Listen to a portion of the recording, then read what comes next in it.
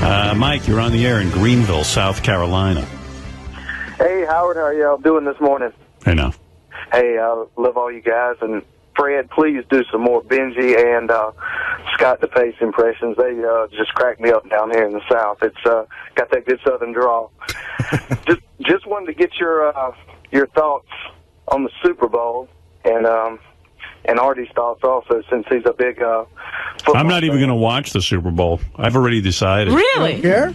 I don't care, and it's like I haven't watched football all season, and I'm way into chess, so I'd rather play a game of chess if I have some free time. You can't play chess and watch the football game. no You don't way. multitask like that? I don't even let Beth in the room when I'm playing chess. It annoys Really? me, yeah, because I say, Beth, I can't concentrate when you're in the room. I got to have complete silence.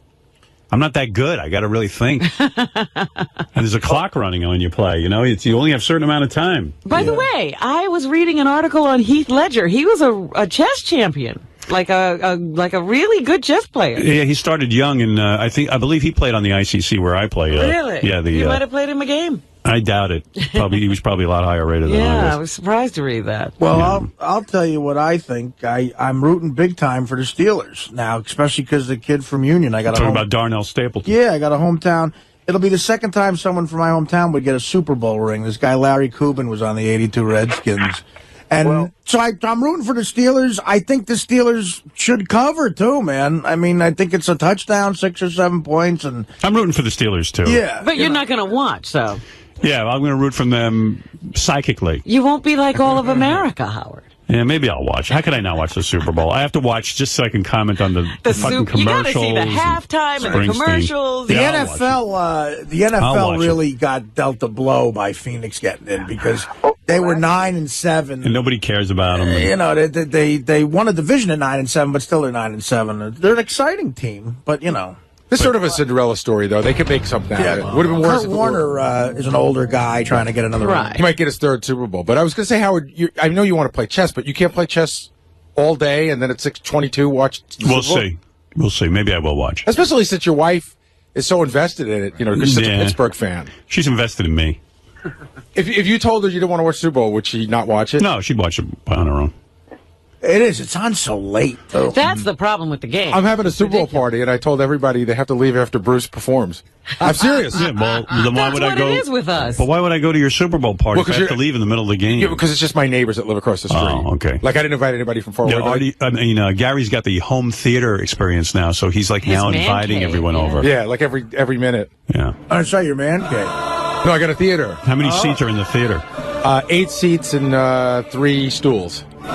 You got to sit on the stool for the Super Bowl? No, you can do whatever you want. There's a stool in the theater? Never heard of that. It's 2 rows. Yeah. You know, it goes up, and then the back row, there's like a bar, like a piece of granite, and there's stools. They're very comfortable stools. I Why sat is there in a bar in a home theater? It's not a bar. It's like a ledge? yeah, Why like a don't, you piece, why don't you put a couch or something on the back? because I built the one I wanted, not the one you want. No, but isn't it more comfortable? Don't get defensive. I'm saying there's 8 seats. That's what I wanted. The whole excitement of a home theater is that you're in a comfortable chair. Right, but you can also sit back there and you can have drinks and you can eat, and you know that's the experience that I wanted.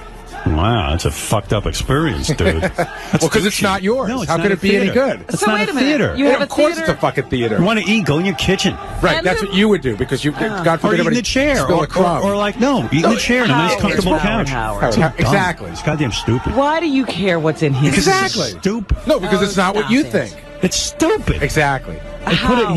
Listen to this, Artie. He put a fucking slab of granite. This is so Baba Booey. He put stools and a slab of granite in his theater. Yeah, it's unheard of. Yeah, You'll it never is. find another one like it. Because no one would do that. Of course Even the the fucking people would theater do guy it. probably was like, look at this asshole. Actually, the theater guy thought it was a good idea. Yeah. I Sure. went to a movie theater where there Yeah. were stools and high chairs like in a bar. Yeah, that's Yeah. good. I wouldn't go there. They serve food. Well, then If I had fuck to you. sit- You're not invited. If I had to sit in the stool, I wouldn't sit there. Well, then you'd Who have chooses to to sit, sit at one for of the tables. hours on a stool in a movie First of theater? all, it's incredibly comfortable. The stools, they're Yeah. not Is there a they're back on 'em? high back leather chairs. I sat in for the other week, and they're very comfortable. You sat instead of sitting in the comfortable chair. You well, sat because in I had the a bunch stool. of people over. This is the whole thing. This is another one. So you couldn't even get the good chair. My wife is like, well, we invited people over. I'm like, fuck them. Let them sit in Now the listen, stool. I'll tell you why I'm right and he's All wrong. right, now you are right. Yeah, But it was I'm fine. gonna Gary agree with goes, you then. shit, I want to sit in my comfortable chair. And his wife goes, no, and rightly so. She goes, well, our guests should get the comfortable chair. You sit in the shitty chair. Right. But- why should there be a shitty chair? But in you the didn't fucking ask me theater? the end of Now the story. you're You didn't ask the end of the What's story. the end of the story? It turned out it was very comfortable. Yeah. Yeah, But you why? weren't sure.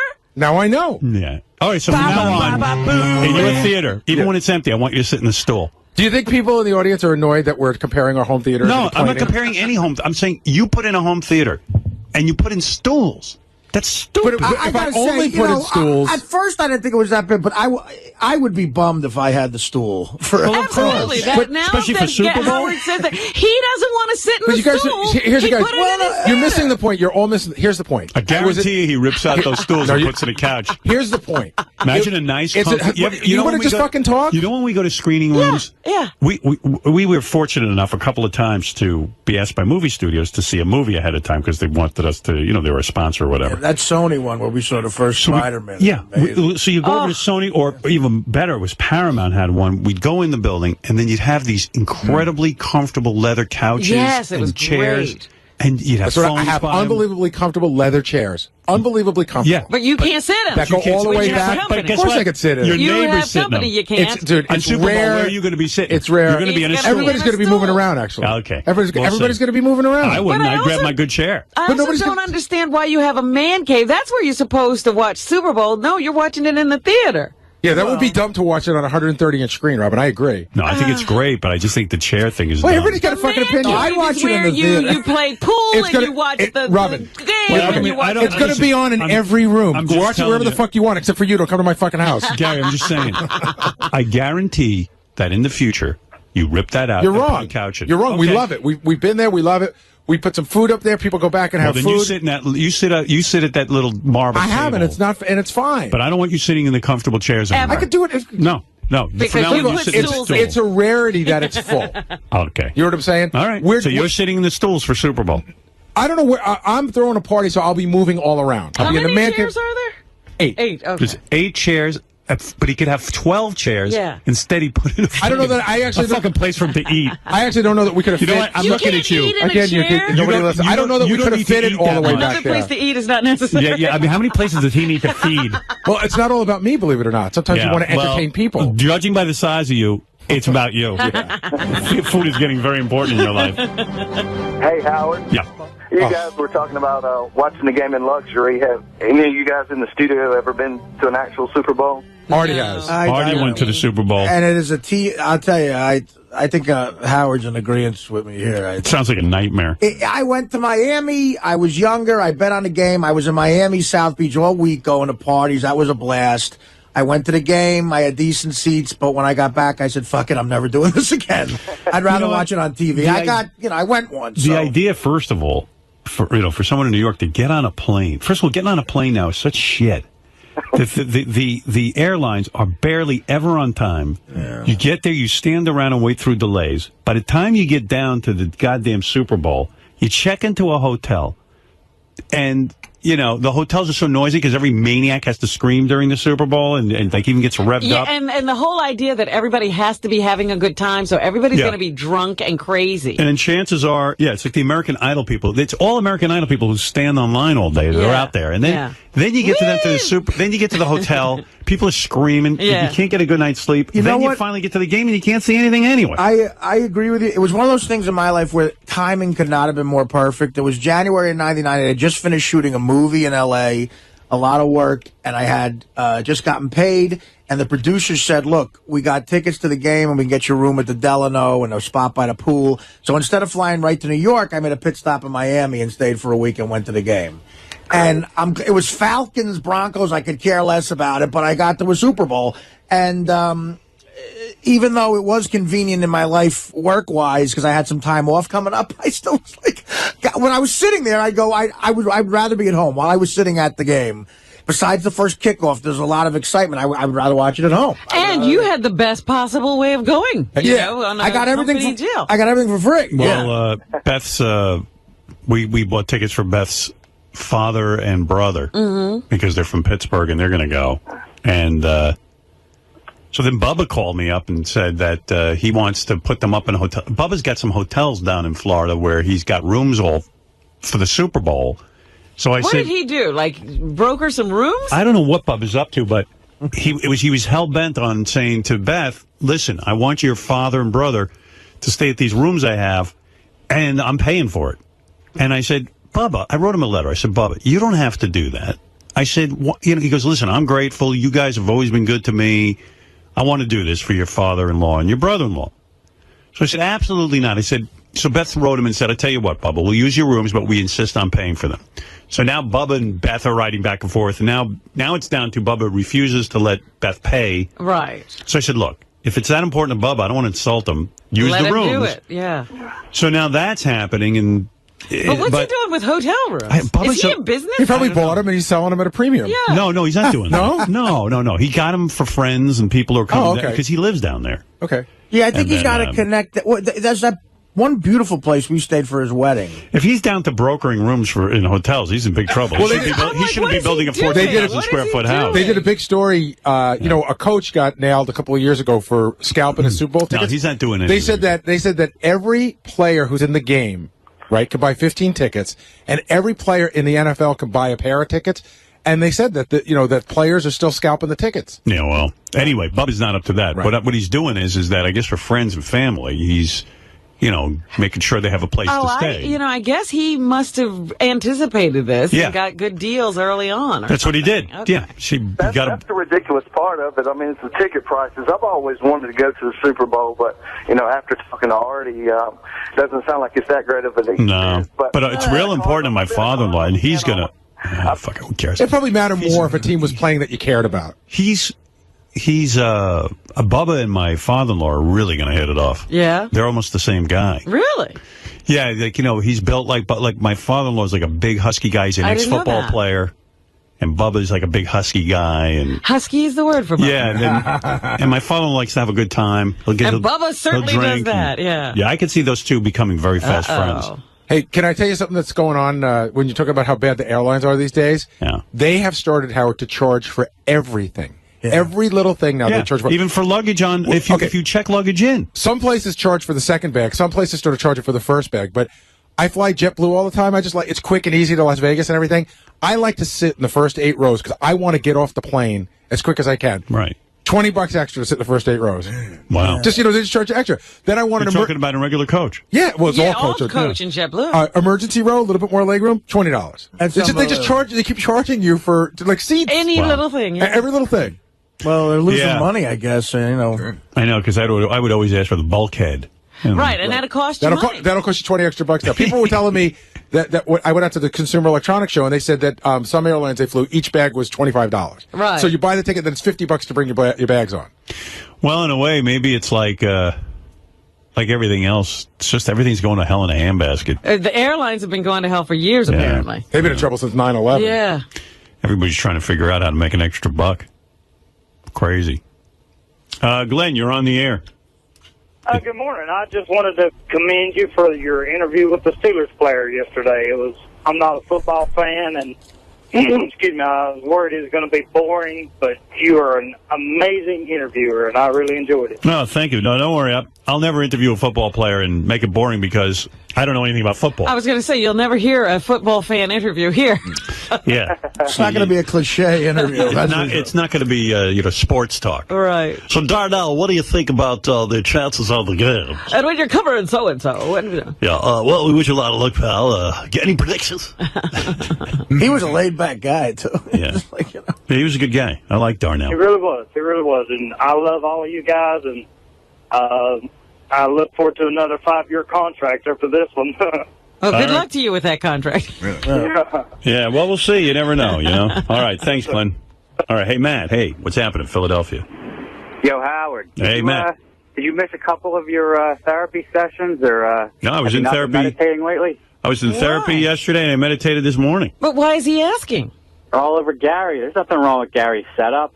Yeah, Give him a break. I'm all about. I love when you rip on Gary, but man, you're like violently angry at him. I'm not angry. It's just he always does things wrong. Well, when Howard explained, said that, I was on your side. But then when Gary said he was upset in his own home because he couldn't sit in one of the comfortable seats, I was like, well, then Howard's right. Yeah, you see, Matt, I know what you're saying, but Gary won't be honest about it. But you have to really listen carefully to Gary. I am honest about it. I designed it and I enjoy it. You have to really listen. Of course you designed it, but you did the wrong thing. You have to really listen to Gary. And Robin hit it on the head. As soon as I start, sort of tweaking him. Yeah, probing him. He goes, yeah, and the other day, we had a lot of people over, and Mary said I had to be a gentleman and take the back seats. And I was upset. Now, I mean, actually, he said, fuck them. Let them sit in the uncomfortable. Right. I mean, so Matt, am I really wrong? I mean, okay. What happened, Howard? What happened? What's the You said the seat wasn't so bad, but the seat was actually very comfortable. But you still don't prefer it. You still are going to, I know when the theater's empty, you're going to sit in the good seats. I know it, Gary, and admit it. So what's wrong? I don't understand your point. What's wrong with that? It's. My point is that you should have put in 12 great seats. Stop talking. 98% of the time, I'll sit in the seat that I like, and 2% of the time... Why should you be 100% of the time? Why should there be any seats you don't like in your theater? You know what? It turns out I don't not like any of them. No. I guarantee you, as soon as you go in there and it's empty, you're going to sit in the good seat. You're never going to watch a whole movie on the stool when you're alone. Admit it, you fucked it up. You're never going to watch any part of the movie on a stool when you're alone. I'm not admitting that. I like what I have. No, you don't. You know, he's going to like it now just to spite us. No, he's going to change it. Robin, I'm long past fighting you. And I like that Gary, the guy who paid for the theater, has to give up his good seat. Right. Probably the kids get the good seats. The kids aren't comfortable in those horrible stools back there, Gary. Do you mind sitting on the horrible stool? You know, I have a very similar setup, but I guess it's kind of like an onion. As you peel the top couple layers off here and get deeper into the story, it does seem like it's yet another example of Gary getting kind of shut out in the cold. And yeah, I mean, think about it. It's hysterical.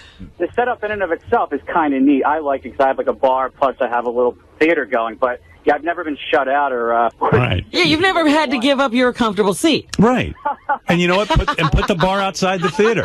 Listen to him laugh. Matt, if I had a home theater like Gary, what I would do is I'd put a little bar outside. That's where you want to drink and eat. And then I'd for a movie. You mean Gary can't get through a movie for 2 hours without having a full meal at his table? You know what? Go upstairs and eat a meal. Listen, a real comfortable chair. You could take something. Yeah, you could take a drink and you popcorn. have a little, as Howard said, a little kitchenette kind of thing right outside the theater where you have your stuff, so you don't have to go upstairs or something. Gary needs a big counter so he can eat. God knows what he's eating down there. He needs to lean over the food. More antipasto. More antipasto.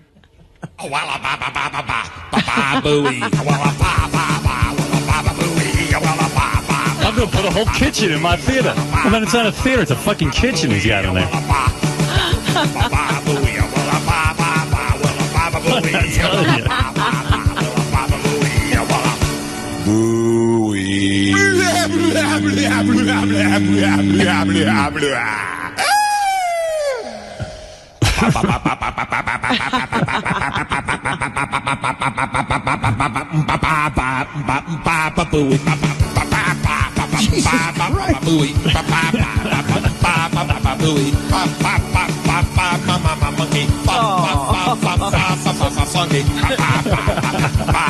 I see Lisa G lingering outside his office waiting for a comment. Right. It's the craziest theater I ever heard of. Yeah, Wolf, I got 3 nice uncomfortable chairs, which Mary makes me sitting when the company comes. But Gary, you could have had a nice comfortable chair for yourself. Oh, it's not that bad. And plus, I got a big counter so I can eat. Yeah, what are you eating? What are you eating? It's a 2-hour film. That's at the most. What is he eating in there? Yeah, you gotta have a meal. You know what? What do you eat in there? I don't eat in there. It's for events just like the Super Bowl party, in the sense that people might want to bring food down and drinks and sit down in there, and they don't want to eat on their lap. And that's exactly what it's for. And you know what? I stand behind it. All right. Well, you will be standing. You'll stand right at He'll be at that counter. At the counter. You probably won't even get a stool that day. Maybe you can make a couch out of the counter. Put some pillows on there. Again, I bet they're really comfortable stools, but I mean, if you really got me full of truth serum, if I had the stool, I'd be disappointed. Right. Imagine you go over to Gary's house now. Let's say he has 12 guys over to watch the game. Right. 3 of you got to sit. At least 4 of you got to sit in stools. Well, now you're sitting there thinking, I got to get downstairs and get a chair. Yeah, everybody's making a mad rush to the theater. I got a better idea. Don't come. No, but do you realize what you set up down there? It's like everyone's like, oh shit, I'm in a stool. It's like going to the let's say theater, Artie's there, And Artie's like, oh, fuck. Every other person's sitting on a nice, comfortable couch chair, and I'm in a stool. Damn, I was late and I got a stool. And Why when would you you look set like that up? when you're shaped like me nowadays, that ain't no fun. Yeah, then all of a sudden, Gary's in the awkward thing, like, Artie, wait. Let me go talk to my neighbor. Maybe I can get him out of that chair, and you can switch chairs. I mean, it's like a nightmare with I you. don't invite you assholes anywhere near my neighbors. now Gary's an usher. Excuse me. Let me go see if I can arrange for you to get a more comfortable chair, Artie, because of your large size. $20, you can sit on the couch. Excuse me, my Nightmare. coworker is obese. Yeah. Would you mind? Artie is more important in my life than you. And would you mind sitting in the shitty stool? Artie's And don't having, worry, you'll be closer to the big food over there. Artie's having trouble breathing. He knows I'm right too, and it's killing him. He's not going to admit it, though. No, you just rip it out and just admit it, just once. You can't believe the pain I'm feeling, how it's Yeah, killing of course. He ain't ripping that out. No way. Oh, no. Oh, excuse me. You can sit here until Artie arrives, and then when Artie comes, you're going to have to move to the stools. But don't worry, you'll be closer to all the food. Artie probably won't stay all night anyway, and you can have the couch back. Now he's got to put up a reserve section for people he really needs to have the stools. We talk every day.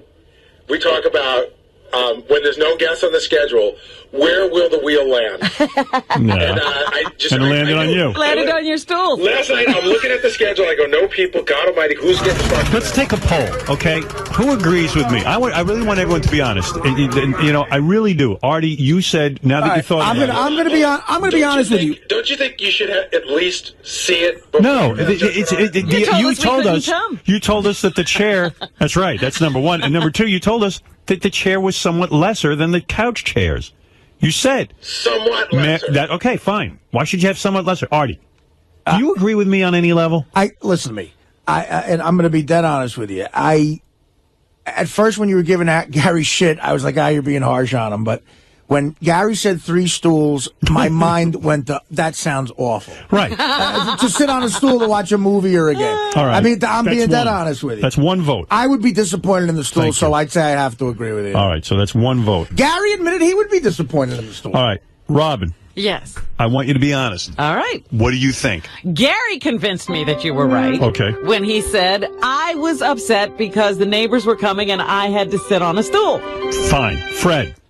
That is a very compelling argument. I'm going with Robin on that. All right. Is there anyone, Benji or anyone, who wants to step forward and defend Gary's decision? No one ever heard of it. I didn't even hear a I don't see footstep. anybody stepping forward. I didn't hear one footstep. Benji's right here. He You starts closed the piping voting up. before you can even have I don't any. know who else would step. Of Okay, course. let's wait. Well, I did want to say. Yeah. Even if it offends me. For Howard's argument, could you have the bar and still have comfortable chairs? I do have a bar and comfortable No, chairs. could That's the whole point. could you have more comfortable No, I didn't have enough room to do No, everything. you can't do everything. You got to make a decision. First of all, there's no home theater. I bet you his is the only home theater in the country that has that. I don't think I've Then ever to seen... have both, I would agree with Gary. What? No. I think it's worth having the bar in the room. Okay. I mean, you have You're to such see a the you have to see the douchebag, Benji. setup. You're a fucking asshole. Yeah, because he doesn't I'm agree so with you. tired of you. Because he doesn't agree with you. But you hate anybody that doesn't agree with he you. wants to be different. He knows I'm right. He had a genuine opinion. No, he's a douchebag. Benji, which chair do you want to sit in when you go to Gary? I wouldn't include him whether he agreed with you or me. But I it's just just don't include him in it's anything. because he didn't agree with you. He's a horrible human wait a being. minute. Even his analysis is dumb. Benji, where do you want to sit in the theater? Definitely. I want to sit at the bar. Go ahead, Well, Benji. Say it, you if retard. I'm eating, No. Where do you want to sit to watch a movie? Definitely a comfortable chair. Oh, Thank you. okay, good. That's what's done in the theater. You watch movies. You don't eat. You can eat in your chair and have a little popcorn. There's 100 places to eat in a house. Yeah, the idea is to sit in this really amazing, comfortable chair. Benji, you're not even agreeing with yourself. Get the fuck out of here for once. Asshole. It's like How you're old are such you? an Asshole. and you have to You're just an send someone to asshole. another room You got to to hear this fucking idiot. This Benji, he was on the wrap-up show. I forgot to play this. The wheel is moving. Goddamn douchebag. Don't worry, I'll get back on Aren't you you. glad? I'm going to get back on you in a minute. I invited Benji to dinner. The wheel just spun. I invited Benji to dinner. Pass right over me. And I told you he was a half hour late. Yes. That fucking asshole. And I go, why are you late? So they got him on the wrap-up show, and Benji explains why he's late on the wrap-up show. And really, this is just mind-blowing. Let me see if I can find it, first of all. Here it is. Why Benji showed up a half hour late for dinner. Howard said, you're sort of on the fringe of the Fab Five, or whatever you want to call it. Wouldn't you take great pains to make sure that you're there earlier? Because you don't have that far to travel either. Well, Howard had said it's at 7 p.m., and I thought about saying to him in advance, hey, do you mind if I get there like a half hour late? But why? To me, maybe, because I like Howard so much and like you guys so much, I just look at it as a casual dinner with friends. And when I'm Did going you out, really look at it as a I mean, I wasn't nervous about dinner, but I know, like, Howard's putting this on. He's so precise about these things. You know that he hates lateness. You know that he wants everybody, he's mentioned to us several times, make sure you're dressed right. He's very precise about these things. He wants it to run a certain way, and you're aware of that. Now, I'm not saying you have to agree with it, but I'm saying you're aware of it. see, I always think of if like there's a dinner more than like 4 people, you can be within like a half hour or so. Like that's Based on what? I just think that I don't know. But you just made that up. Yeah, it's not a Miss Emily post. But I never heard that from anybody. Like, no. So, like, if it's more than if we're having 8 people at dinner, then you can be a half hour late. Yeah. First of all, if there are 3, he has to come on time. It's so retarded on so many levels. He goes, I was thinking of asking Howard if I could come at 7:30, and Gary goes, well, why? Yeah. And there's no reason why, just to be no late. Well, he actually had a I made reason. dinner at 7 o'clock, and quite frankly, it's one thing if you have a dinner in your home and you're having a cocktail hour. This is a restaurant. People get there, they're you hungry. make a reservation. The table is reserved for you for a certain amount of time. I don't want to sit there and wait a half hour to order my food. I want to eat. And why would you be late anyway? Like it's what is his reason for needing another Benji, half hour? If I had said dinner at 7:30, then he would have said, "Well, I'll come at 8." I have to come at 8. I'll come at 8. What if I said midnight? He'd say, "I'll be there at 12:30." I'll be there next week. But were you busy Retarded. doing something before the dinner? No, he wasn't busy with anything. What is he busy with? He has nothing going on in his life. Howard, he didn't start and get ready, if I'm not mistaken, until 6:15. Yeah. Which means he was planning to be late. I was getting out of the shower and dressed and into a cab around that time. Yeah, I mean, and like, so Fred's rushing. Everyone's rushing to be on time because that's when we're eating. I was so pissed. I was just like sitting there going, listening to this shit. And I'm like, and then he says, well, there's a rule. If there's more than 4 people, you can show up within a half hour. And I'm like, well, it's his rule, Benji's rule. It's the Benji rule. And Benji doesn't get invited anywhere. And Benji doesn't tell anybody his rules. So and then even you like with the could have Gary told him thing. then the dinner was at 6:30. Even with the Gary thing, he goes, yeah, I would like to sit in a comfortable chair, but I agree with Gary. It's just, everything's dumb. It's contrary. It's contrary. I knew it. He's Mr. Contrary. I knew he'd have to find a way to be contrary. He's the contrarian. He's got to be the one who steps out. You'd be so much more interesting if you gave a real opinion. Your mic's shut up. off. Shut the fuck up. I hate you. I don't like you. I'm a I don't like libertarian. you, Benji. Fine. You don't I like respect you for your talent, but I don't. I'm a libertarian. Yeah, he's a libertarian. Dude, No, you're an And then he can't give his age. I'm a it's just like- vegetarian. what's your fucking problem? my fucking problem is you. No, it's not. No, it is. You had the You're same, my you problem. had these kind of problems before I was around. No. Yeah, you did. Oh, Why my are you so God. upset? If Benji told me he was at home working on a cure for cancer, maybe that'd be a legitimate Right, excuse. If he yeah. was just on the No, verge of not the breakthrough. cancer. I don't want to do cancer cure. Yeah, right. I want Just to as I find. was leaving, I got a brainstorm and I had to write it down because it's but- going to change the But world. Benji would be inventing. I'm making a magazine of women who have scoliosis. You'd be inventing a way to give people cancer. I mean, really, what is your problem, dude? Ay, ay, ay. I was Guy's so seated, disturbing. I was seated by 7:20. 7:20 is too late. We were waiting forever for you. That's That's all almost I like can half Benji, I will tell you this. Be on I'm not time. kidding. At 7:15, Howard turned to me and he goes, "Where the fuck is he?" I mean, it's and I said, I will never invite him to another You did thing say again. that. I won't. I won't. right. I will That's not invite you. Dude, that's You proved it to me. You don't want to be there.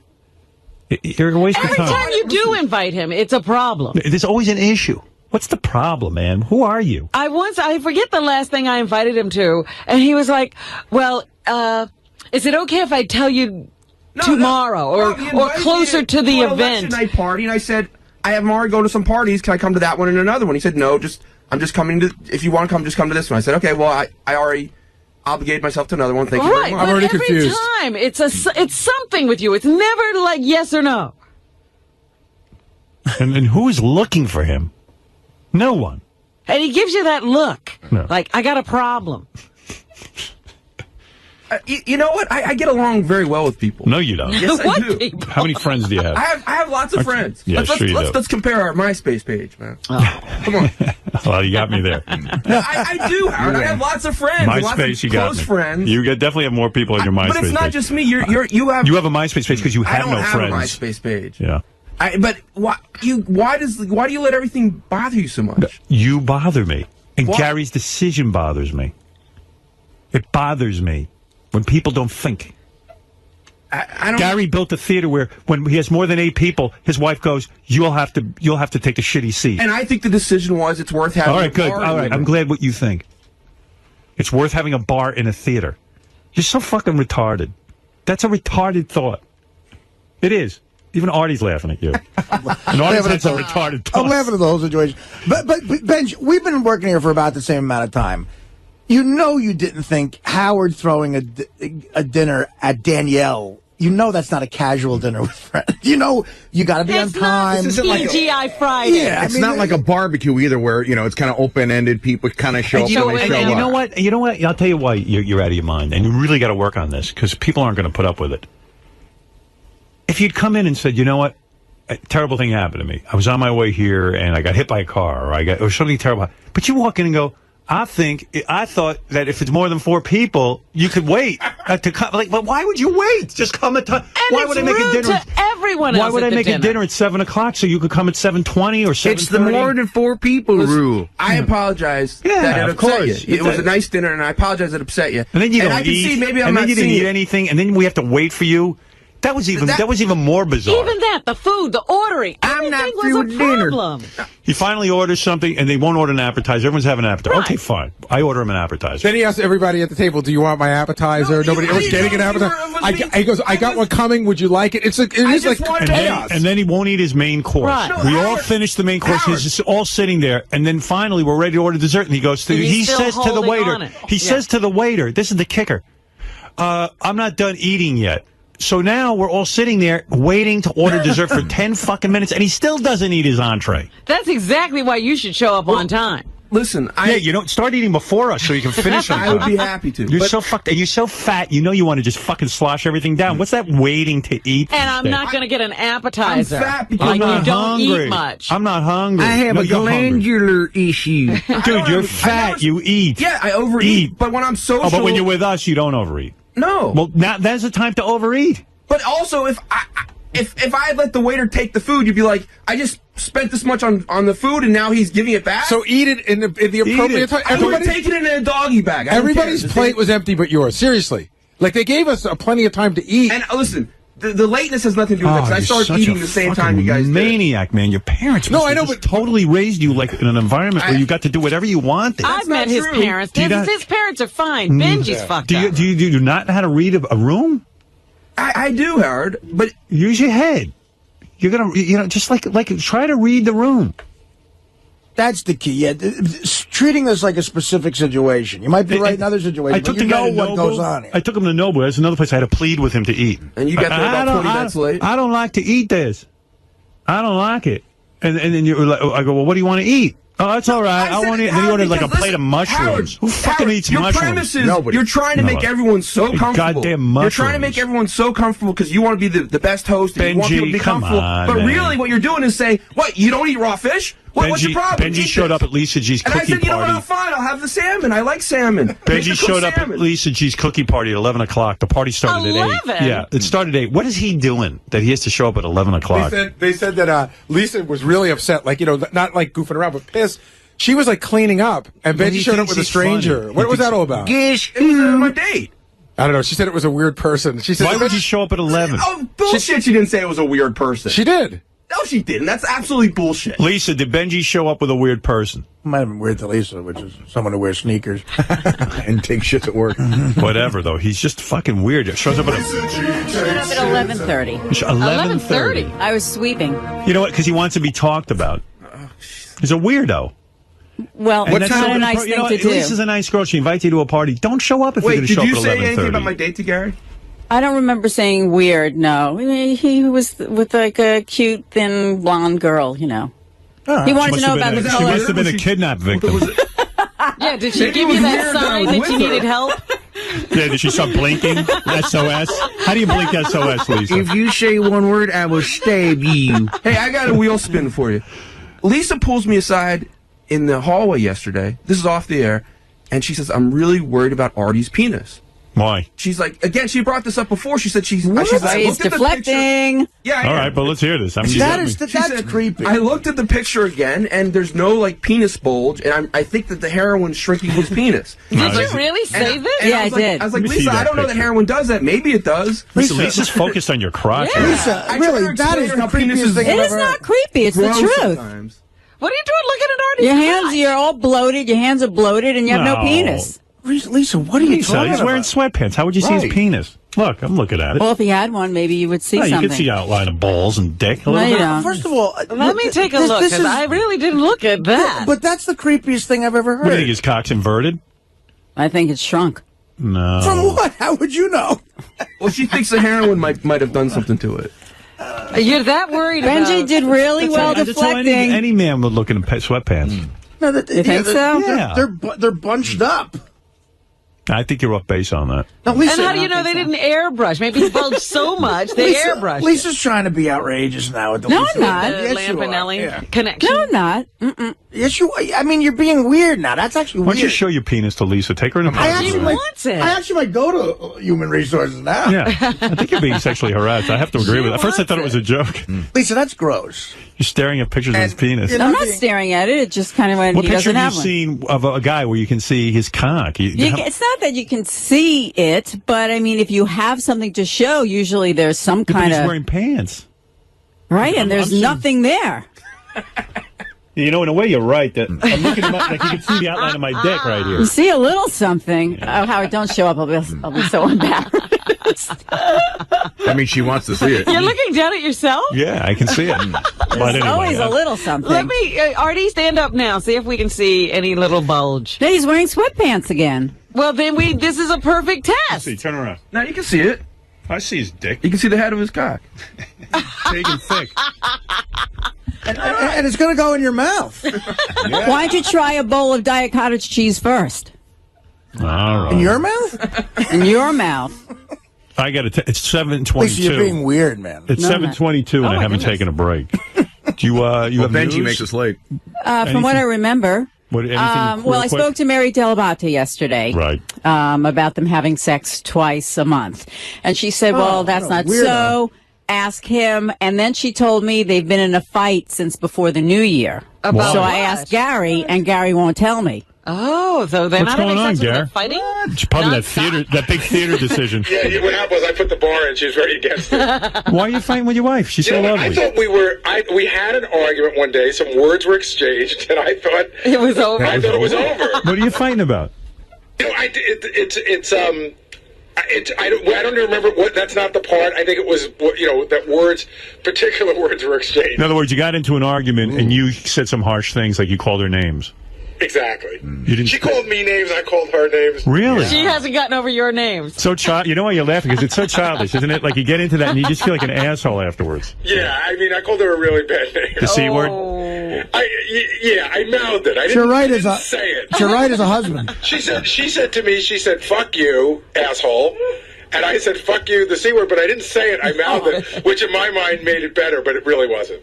It's a bad thing to say. Well, she fired the asshole shot first. Yeah, see, guys should have a word. Somewhere in between cunt and bitch, and right. bitch, yeah. And I only went.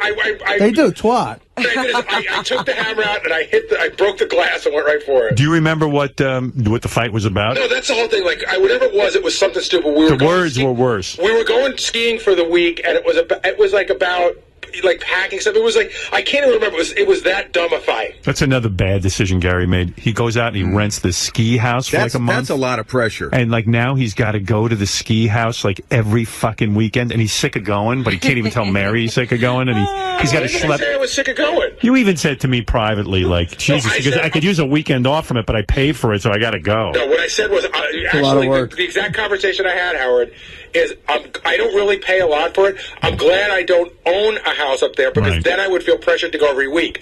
I rent this house and I don't pay a lot for it, so I don't feel that pressure. Mm-hmm. That's not exactly what you said, but okay. That's exactly what I said.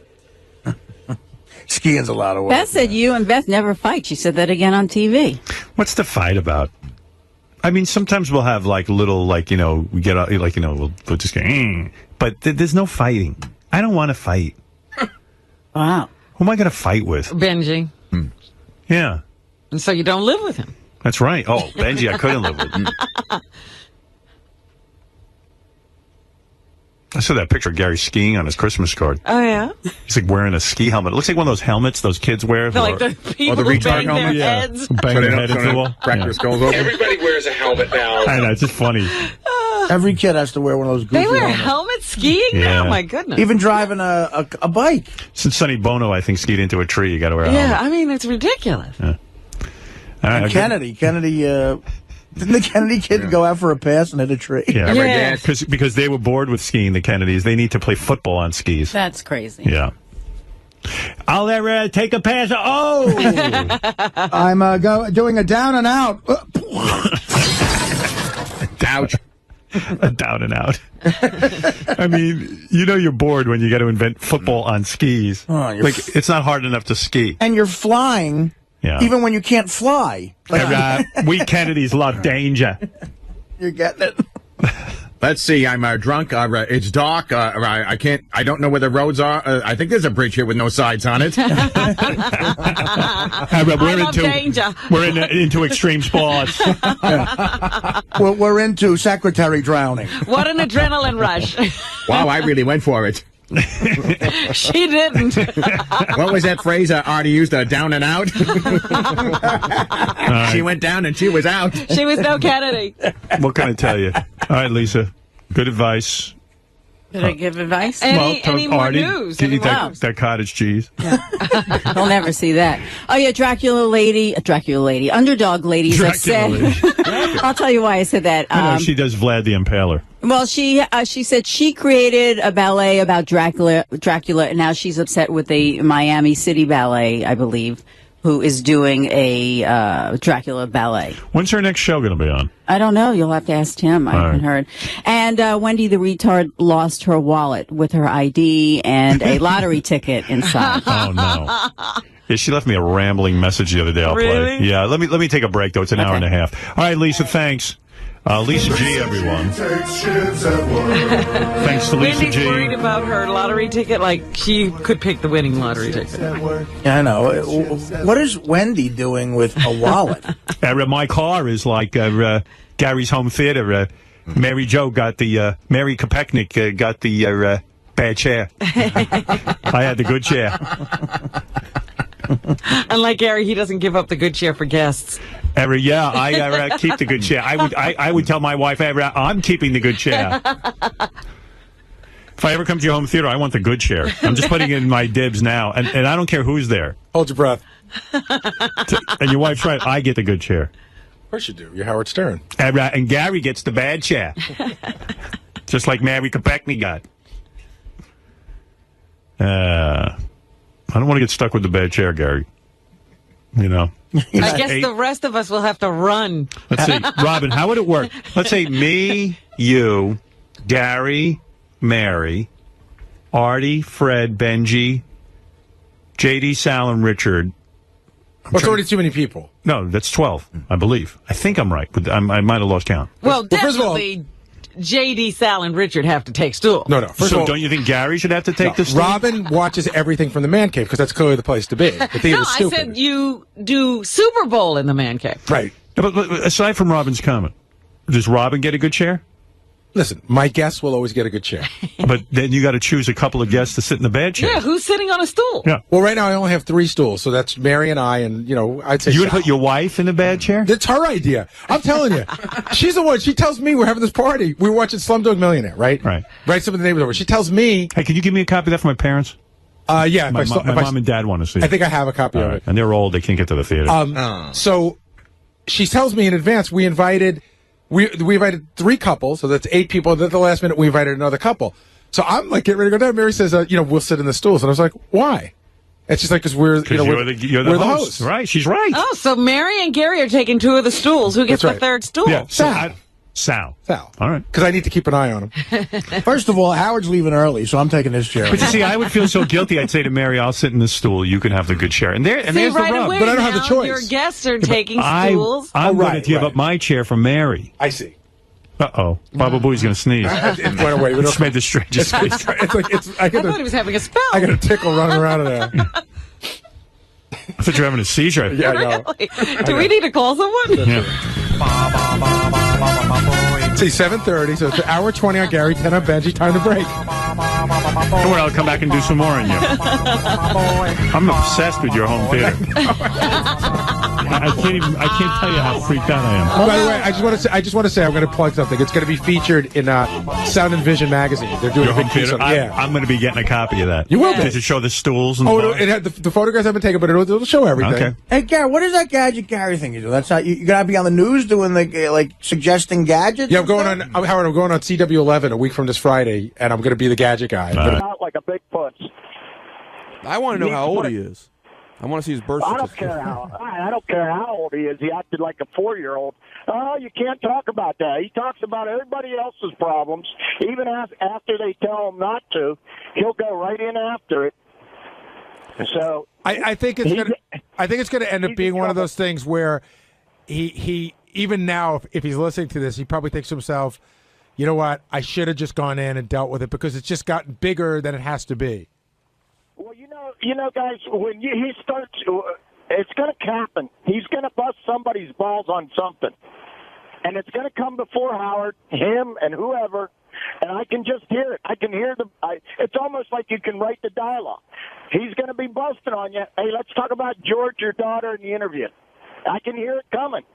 I don't think Howard's going to press him too much about it tomorrow, but you're right that other people probably will. Well, it's a guy who seems Teflon that's now exposed a sensitivity, and when people want to fight, that's what you go for. And maybe he was hoping that, okay, I'll sit back, Howard will blast me on the air right now, a day passes, it blows over, it's not as big of a deal, Howard's ready to move on to the next thing, so the damage is a lot less. Or he'll get rid of his daughter. Well, that's not going to happen, but I do think, I forgot which one of you guys said it, though, a lot of people are going to definitely keep this bullet and wait, and they're going to use it when they get the chance. Thanks for calling in there, Rich. Eddie in Pennsylvania, you're on the wrap-up show. Hey, Eddie. Yes, good morning, gentlemen. Good morning. Hello, yes. I just want to voice some support for Steve Langford. I think Howard should have called him aside after the show and found out the whole deal with family. I agree with Steve. If Howard's kids are off limits, so is Langford's daughter till he knows exactly the circumstances. But we know what the deal is. There's nothing special in there, and we weren't going to talk about. Howard wasn't going to ask him anything about his kid except to say to Steve. In other words, without going into Steve's family life, I'm pretty sure his daughter didn't say, "Oh, I'm a huge George Takei fan. Let me interview him for my school project." So Howard probably would have explored how did that come up and why were you getting involved in it, and that has nothing to do with his daughter. I just think, to me, it's just the father doing something he could for his kid. If he did overstep his bounds, I would have approached him first because it involved a child myself. But okay, I mean, but that's a great. You of can, the show. but that discussion can be had on the air without bringing the daughter into it in any way that's going to expose any more than what we already know. And Eddie, I also think if Steve hadn't had the track record of talking to different people on the show with different circumstances, this wouldn't be as big of a deal. But that's not the way it is. Yeah, and I said to Howard. Howard said, "How did this?" We talked about this during the because Will did the notes. And Howard goes, how did Langford even get to him? And I said, I think he spent a week with him, traveling around with George. I'm sure they developed some sort of friendship, but Howard wasn't. He wouldn't buy in that. All right, thank you, Eddie. Jenks, you're on the wrap-up show. Hey, good morning, guys. It's Jenks.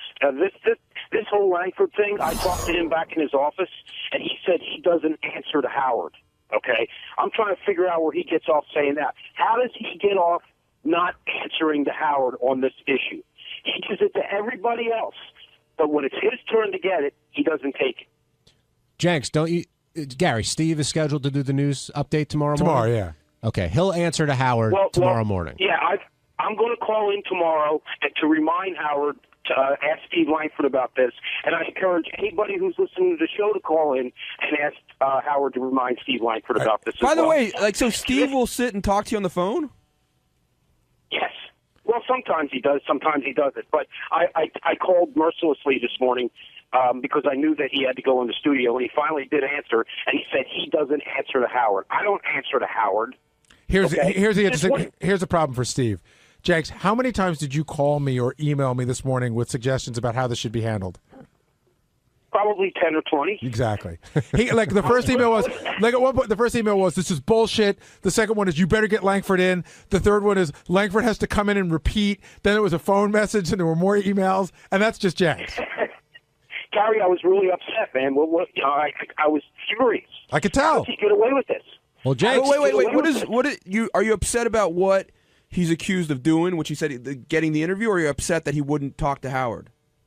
No, you figure it this way. When Langford calls somebody on the carpet with a news story, okay, they are expected to come in and answer to Howard for it or talk about it to Howard. How does Langford get to put his hand up and say, point taken? What if everybody did that every time Langford wanted to interview them? But people Put their can. hand up and said, No, Jenks, you make a very fair point. You're going to get your answer tomorrow morning.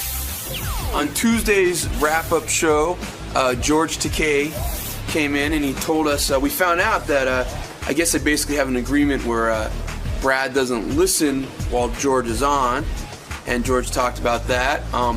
George discussed kissing one of the guys on the show, and we talked about Governor Ventura and I having a nice friendly discussion in the hall.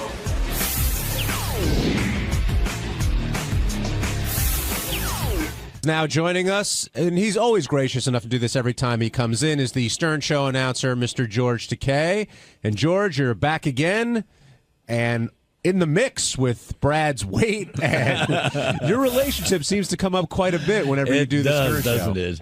And it's a good thing that Brad doesn't listen in when I'm on. He is addicted to this show, but he refuses to listen in when I'm on because... Well, he has given me free reign. He says that's the way the show works, but he doesn't like to hear what I have to share when I have free reign. When did that start? From the very beginning. From day one, Day one, he would not listen when I'm on.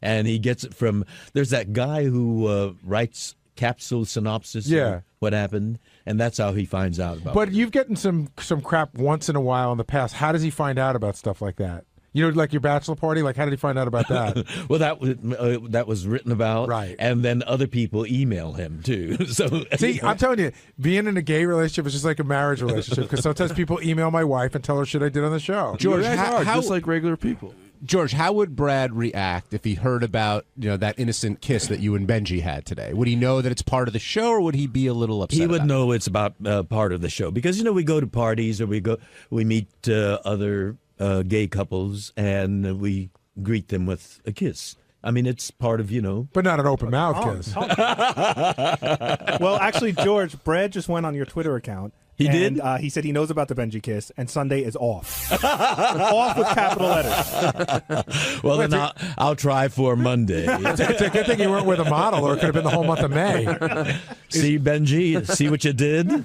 Sorry, man. You're too cute. Did you guys connect at all during that moment? Did you see something in each other's eyes? I saw him pull back right away.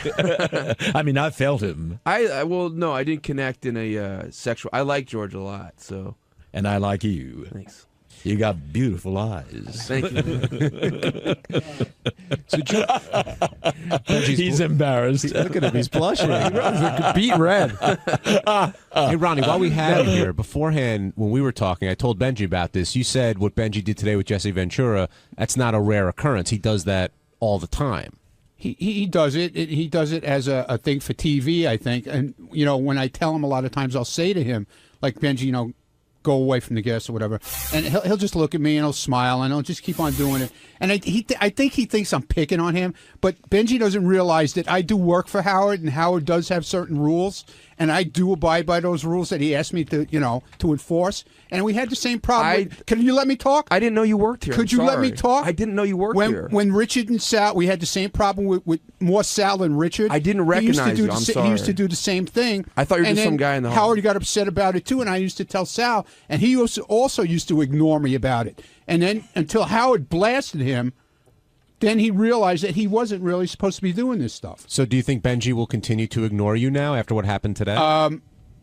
It came to the point when Howard really blew up today, and I don't think Benji realized how mad he was, but he really was mad.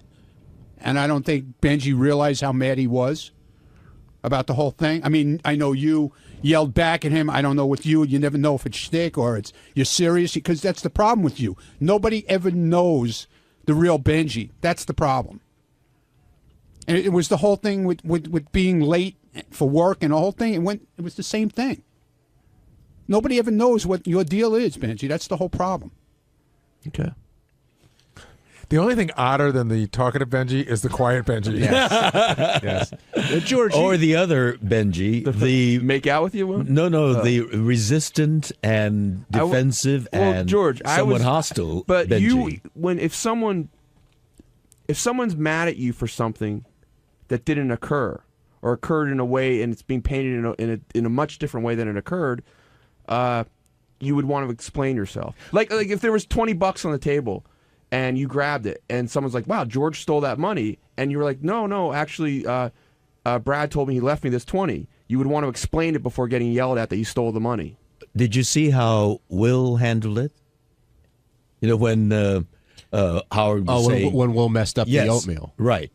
And he said, you're right. Yes, you're right. But and he was not resistant. And in this situation with you... I think it's okay... Listen, I think it's okay to be resistant when you're being, when you're being mistreated. I think well, it's okay to it be was a resistant reasonable desire on the part of Howard to say, the guests are here for what I said. Howard does not need to be reasonable. That if he decides something, if he wants us if he wants us to walk on one foot or hop to the hallway, and that's part of construction. That's absolutely fine. Yeah, that's reasonable. It's reasonable if Howard wants it done and that's a condition of working here. What I was saying was I thought I went through what are considered the appropriate steps before I did it. Hey, it's Sal Governale, and on Wednesday's wrap-up show, Jason Ellis was on talking about George Takei fondling his junk. And speaking of junk, I was talking about gazing at some cock in the gym room. Now, it was strictly a gazer, and it was for statistical reasons only. That makes sense. Check it out.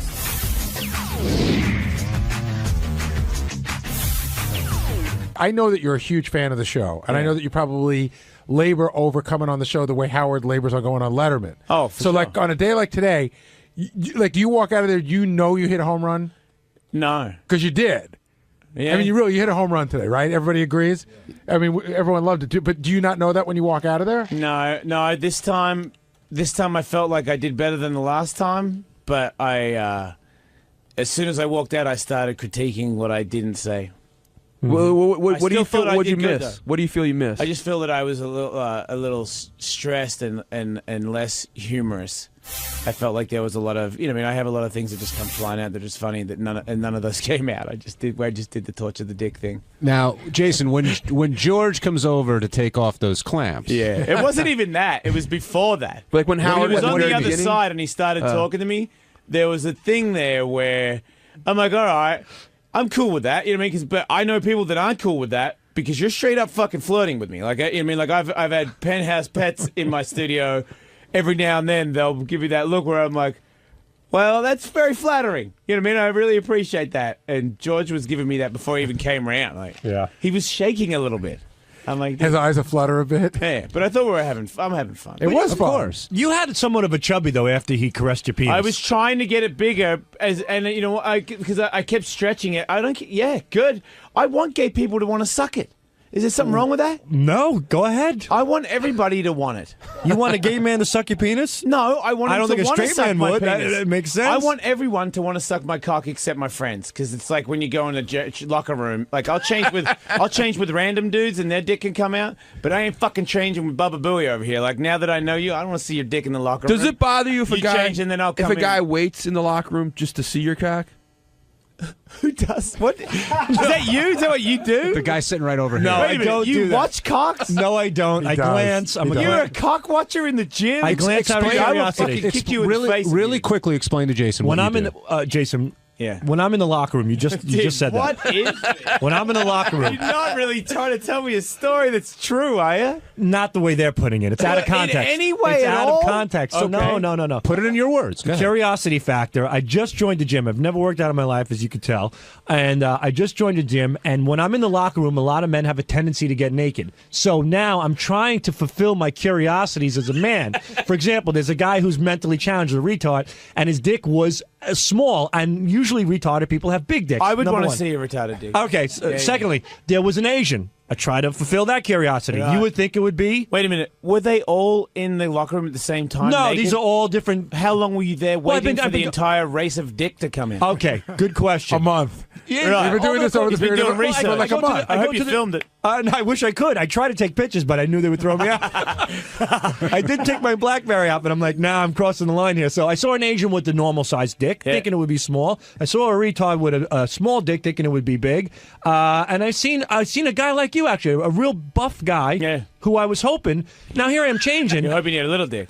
Yeah, exactly. Yeah. And I'm like, God damn it, he dropped the towel, and got I it was all. so deflated. It was a really bad moment. It's like scratching a lottery ticket, and, on the third one, you can win $1 million, and it's just like a fucking potato. Like, fuck. You never know. And this I was pretty disappointed the whole day for that one. Well, the whole day at the gym. So that's what I do. I'm not on a mission. I don't go into a locker room and look for dick. I'm not the Jacques Cousteau of penis. I go in there, I get in and I get out, and if I happen to see a certain nationality, I fulfill my curiosity. And his last one was a black guy who he waited and waited. I did and wait waited, for the black, but he didn't pull his. There was a pants down. cliffhanger on the show. See, waiting for the dick. Wait, that's right. That's wrong. Even though they didn't say it was a long time, but if you see a guy come in and you wait until his pants come off to see the size of his dick, you are way gay. He went to go. He went to go. No, I didn't wait. Well, hold on. He saw a black guy at Tidy Whitey's, and he went over to where the guy was blow drying his hair because he thought that maybe he'd be able to see. No, I went to blow dry my hair. Well, I saw the guy, and based on the cliffhanger here, Jason. Last time we spoke, Gary goes, "Did you see any black dick yet?" I go, "No, not yet." But I got to see my first black guy in the gym, in the locker room. I'm leaving. So I'm on my way out. I go, wow, a black fella here. So you were on the way out? I was on the way out. If you didn't work for this fucking radio show, I would call the cops. Hold on. Again, it's a cliffhanger. Gary asked, so I saw the black fella. Don't make it sound like you had to stay. I didn't. You had the to stay. obvious cliffhanger. Wait. He's making it sound like he had to go back so he could come report to me. You know what I mean? No, you're the gay I one. believe that. No I believe one told that. you to do this. No, This is your I believe curiosity. You did. That's why I think my it's okay. curiosity. That's what I'm saying. I believe you did it, research to tell the story and tell Gary. It's like your obsession with the show. Like you walked down and critiqued yourself. When Gary asked me last, he goes, "How about some black dick?" I go, "Haven't seen one yet." Saw the black fella, put on the brakes, I get hit it. the blow dryer, I get it. try to finagle my eyeballs a little bit, and he put on his sweatpants, so I messed up. But I get it, though. Stay tuned, everybody, in the wrap-up show. We will eventually find out. It's really Gary's the perverted one. Maybe. He's just using you. Can't to you get just the do a information. show? Can't you just do a segment where you get random people to come in and guess their size and just get them all to drop it? We could do that, yeah. Well, then you could just nip it in the butt instead of being creepy at your gym. Yeah, why don't you make it a Howard 101 special, so where you critique dick? Yeah. I don't want to critique it, but again... Do you want to come on my show and I'll do it on my show today? I'll just get like a bunch of... Anybody wants to come in and pull their dick out. But Jason, the Dick point, frenzy. the point, it doesn't have to happen for a show. He's doing this in his gym. I mean, this is just... but I believe he's doing it for research and development for the show. I am, and the way, well, I said it fulfills my curiosity. You don't think, Gary? You don't think? Look, I think he wants to know. Do you think if he fired him, he Right. would continue to do it? Yeah, I do, because I think he wants to know. I think we all want to know. I think every man. No, I do. Okay, I you do. fucked yourself. No, I didn't. Nobody wants to We know all want to everybody's know. penis I'm size. telling you, when Steve Brandano takes a fucking piss, and if there's a guy next to him, and he has the opportunity to get an eighth of a glance just to see if he's holding up in the society of men, he's gonna do it. That's us. We're men. We measure up. We measure our biceps against biceps, our chest against chest, and our cocks against cocks. I think it's only for insecure penises. Well, I'm insecure. Look at it. It looks like an aardvark. It's a disaster. On Thursday's wrap-up show, we talked about George Takei and the fact that he started off the morning thinking of Jason Ellis and jerked off to him. And would there be any complications with Brad? What does it mean? And how blind George's love seems to be for Jason Ellis. And then we all talked about what would happen in our relationships if something like that happened. And I don't think we can pull off what George pulls off. And here's that conversation.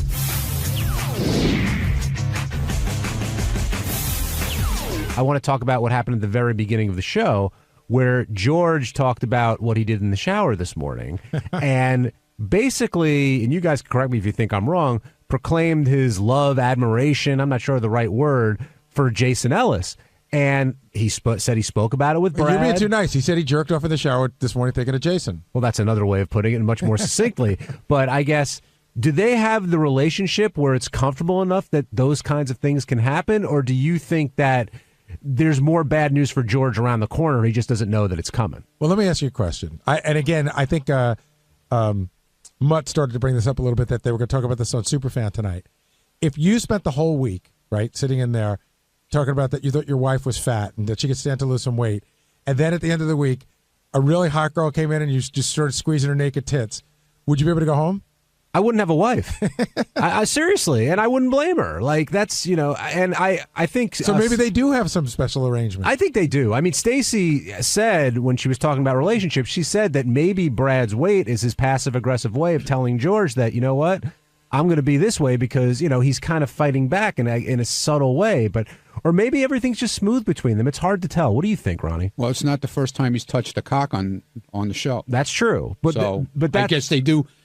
They've had an arrangement, obviously, before Brad's weight came up. But George was like, listen, what I did yesterday was I just touched it. I didn't, he sort of insinuating that because he didn't do more about it. I guess it could be, a guy saying, hey, I felt the girl's tits. I didn't do anything. Yeah, but Gary, remember the day the guy was in here with the 12-inch cock and he had his hand down? Well, he had that look on his face like if I had my finger up some girl's ass or something. But isn't that like for years, girls have been coming in here, guys have been feeling them up.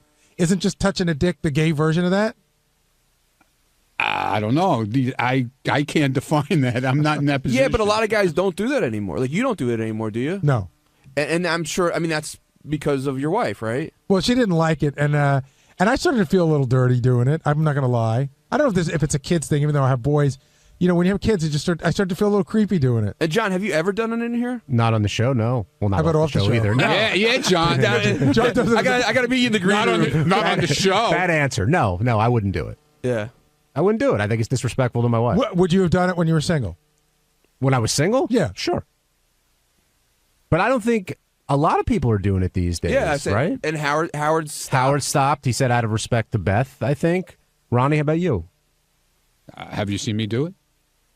No, but next time I haven't been in there. But if I've been in there with a flashlight to put them under the check for implants. Right. But there's a difference between that. I've held them up and put the flashlight on. Like the one that I remember. I'll do it. Bring somebody in here right now. I'll do it. I can't remember the girl's name, but we had her. It was back at terrestrial radio. She had that funny, real New York accent, and we all said we didn't believe she had real tits. And the line was ridiculously long. I remember that. I think Wood Yee was on the end of the line. That was with the clown car line, right? That's when I was the last one, I think, to go in with the flashlight to test them. Well, who usually leads that charge? Well, DePace has always said to me his wife doesn't care and he could do whatever he wants. But he hasn't been in there in a while. But he says it's no big deal. Pam doesn't care. I don't know who leads that charge. Usually it used to be, I don't know. I can't remember. Well, I think the difference here, getting it back to George, is not only is George touching him, but the way he's referring to he's literally gushing over, this guy. And if you're married to George, Gary, would it bother you? I would think so. Listen, if my wife went to, what are those Chippendales, and she was jamming her hand down a guy's pants, and even though she was laughing, she was grabbing a dick, I'd probably be pretty annoyed.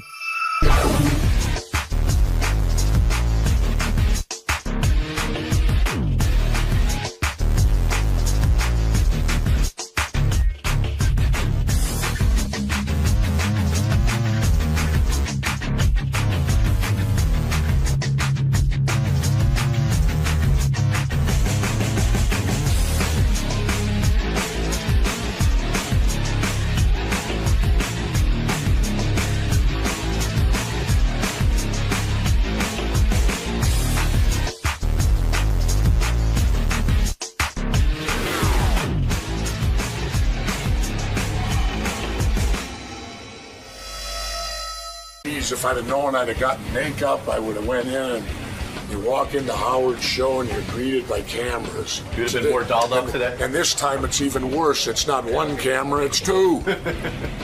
What on earth? The tag team. I'll tell you. Where am I at, in here? Just this way, sir. Okay, thanks. So how's it going? Great. Couldn't be better. New book? Yep. Yep. Now, this is called 63 documents that the government doesn't want you to read. And all the documents are in the public sector. We broke no laws. People can find them. You just have to search for them. But they're there. But they're very controversial documents.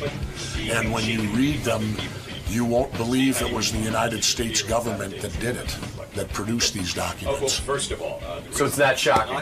Some of them, yeah. Jesse Ventura is here. He wrote a book called 63 Documents the Government Doesn't Want You to Read. It's in stores now. And Jesse, let's get him in here. He's always a lot of fun. What are these documents? He has these documents he wants you to know about. There he is, the governor himself. Look at him. And I understand you flew in on a private jet. You used to be a man of the people. You've become very fancy. How did you get the money for the private jet? Well, I had to fly private because of my lawsuit, Howard. Yeah, what is going on with What happens if you go through an airport now? Well, here's the problem. You always have a problem. I do. Yeah. I'm very, I need to go to the psychologist and the psychiatrist once a week because I always have a problem. Do you go? No, are you kidding me? But Governor, why not? I mean, you always have. Are you getting tired of this life of constantly being at odds with everyone? I love it. You love it. I love it. You take on thrive fights. at it, Howard. Were you offended when Piers Morgan called you a coward last night on the show? I was watching. Well, I kind of, a little bit. Yeah. Yeah, a little bit because, here's this guy who hasn't served any country. Anywhere, right? Right. Yeah. But getting back, see, here's the problem. And by the way, Robin is looking good today, let me tell you. Yes. You. Would you profile Robin? By the way, I'd like to be at the airport to search Robin like they do me. Governor, why didn't you answer that question? Honestly, because I know you. Well, here's the deal, Howard, is that I have metal in my body. Right. So when I pass through the metal detector, I could go through it naked and it's going to go off. Right. So now I'm subjected either to the X-ray, which I call the microwave, right, or this extended search. Right. And I had it done to me once, and the guy in San Diego's correct. It's a sexual assault. Now, you're right. You're a former governor in this country. You would think that they would trust that. When you say profiling, doesn't mean he couldn't be carrying something that would cause somebody a problem. Yes, it does. It does? Here's what I'm suing over the Fourth Amendment to the Constitution, reasonable search and seizure. What do you think they should do with someone like you? Let's say they're not as well known as you. They set off the metal detector. Obviously, we want to be safe. We have to give up some of our freedoms in order to be safe at the airport. What was wrong with the wanding from before, where they took the wand thing? All right, and so went like around? someone like you, not you, but someone like you has a metal thing in his body. Yeah, many do. One time there were three of us there waiting, and I turned to the other two. I said, well, it's my right hip. The other guy goes, it's my left hip. The other guy goes, it's my right knee. So they're finding out who's Governor, had prosthesis surgery. What would someone do? Like, I want to be safe on the plane, and now they run a wand over a guy, and in fact, they do find this metal detector going off. How can they, what would be a reasonable search? They do have to almost go up and see if you have anything on your body. How do they take your word for it that you have metal in your body? Well, I'm not sure, but I can only sue for myself. And what I'm saying is that under the Fourth Amendment, the key word is reasonable. It is not reasonable to believe that Jesse Ventura, who's a 6-year Navy veteran, a governor, a mayor, and, when you win mayor, they give you the title honorable. Right. Well, why should you have to search an honorable person? So this is about you. Yes. In other words, you're not just saying like, gee, everybody. Everybody. I'm saying me because I just am tired of this. I'm tired of having to prove I'm innocent. Wouldn't there be a way of the airport security issuing you a card that says, listen, this gentleman has a metal hit. We've searched him before and we are aware of it. Well, here's the deal, Howard. Yeah. The elected officials don't have to go through this. The Speaker of the House doesn't. How does he get through? I don't know. I'm challenging, saying, how is John Boehner any more patriotic than me? He didn't serve in the military. I did. What happens in the search? Do they go into your anus? No, but they grope your genitals. They do. Another man takes his hand and feels your balls. Yeah. And that's offensive to you. Well, I'm heterosexual. Right. I'm not homophobic, but if I were given a choice, I would rather have a woman do it. Right. If someone's going to feel your balls, you want to... Exactly. I want a woman to do it. This is your one opportunity. You've been with your wife. You've been faithful. This would be a nice time to have somebody rub your balls a little. Well, not necessarily, but the point is you're not given that choice.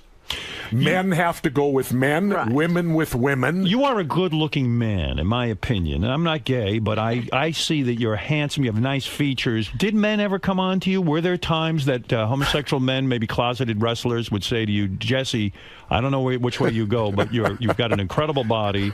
You're a very likable guy. I got to tell you, Howard, if it happened, I must have been naive. It never happened to you. Not that I can recall. I mean, if I was gay, I'd probably say to you, hey, Jesse, what do you think? Let's go. You're my type of guy. I mean, you're big, you're muscular. I think we could wrestle. My face can end up in your ass. I mean, right, George? I mean, what's wrong with him? Yeah. Exactly.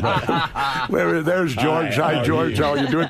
Big fan. Love Star Trek. Thank you. In fact, I'll tell you a great story, George. Right before I went in the Navy and I was waiting to go in, I would sleep all day because I knew that I was going into the Navy, and they used to play Star Trek reruns at 3 o'clock in the afternoon. And I'd tell my friends, don't you dare call me till Star Trek's over.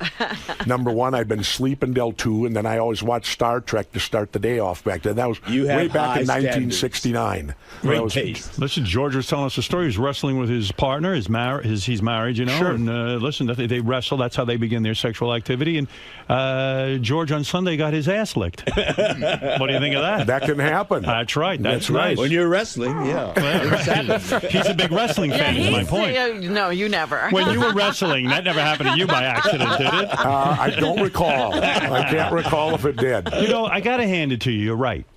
You know, you have always said to me, there isn't a war in this country that this country has fought that wasn't motivated by money and corporate interest. Absolutely. I see. Now, I don't know how you feel about us with this no-fly zone in Libya, but I hate Muammar Gaddafi. I think he's a terrible man. I think I've been screaming about him for years. I used to hear Bob Grant on the radio screaming about him for years, and he's really the most despicable human being, and I'm glad to see his people are rising up against him.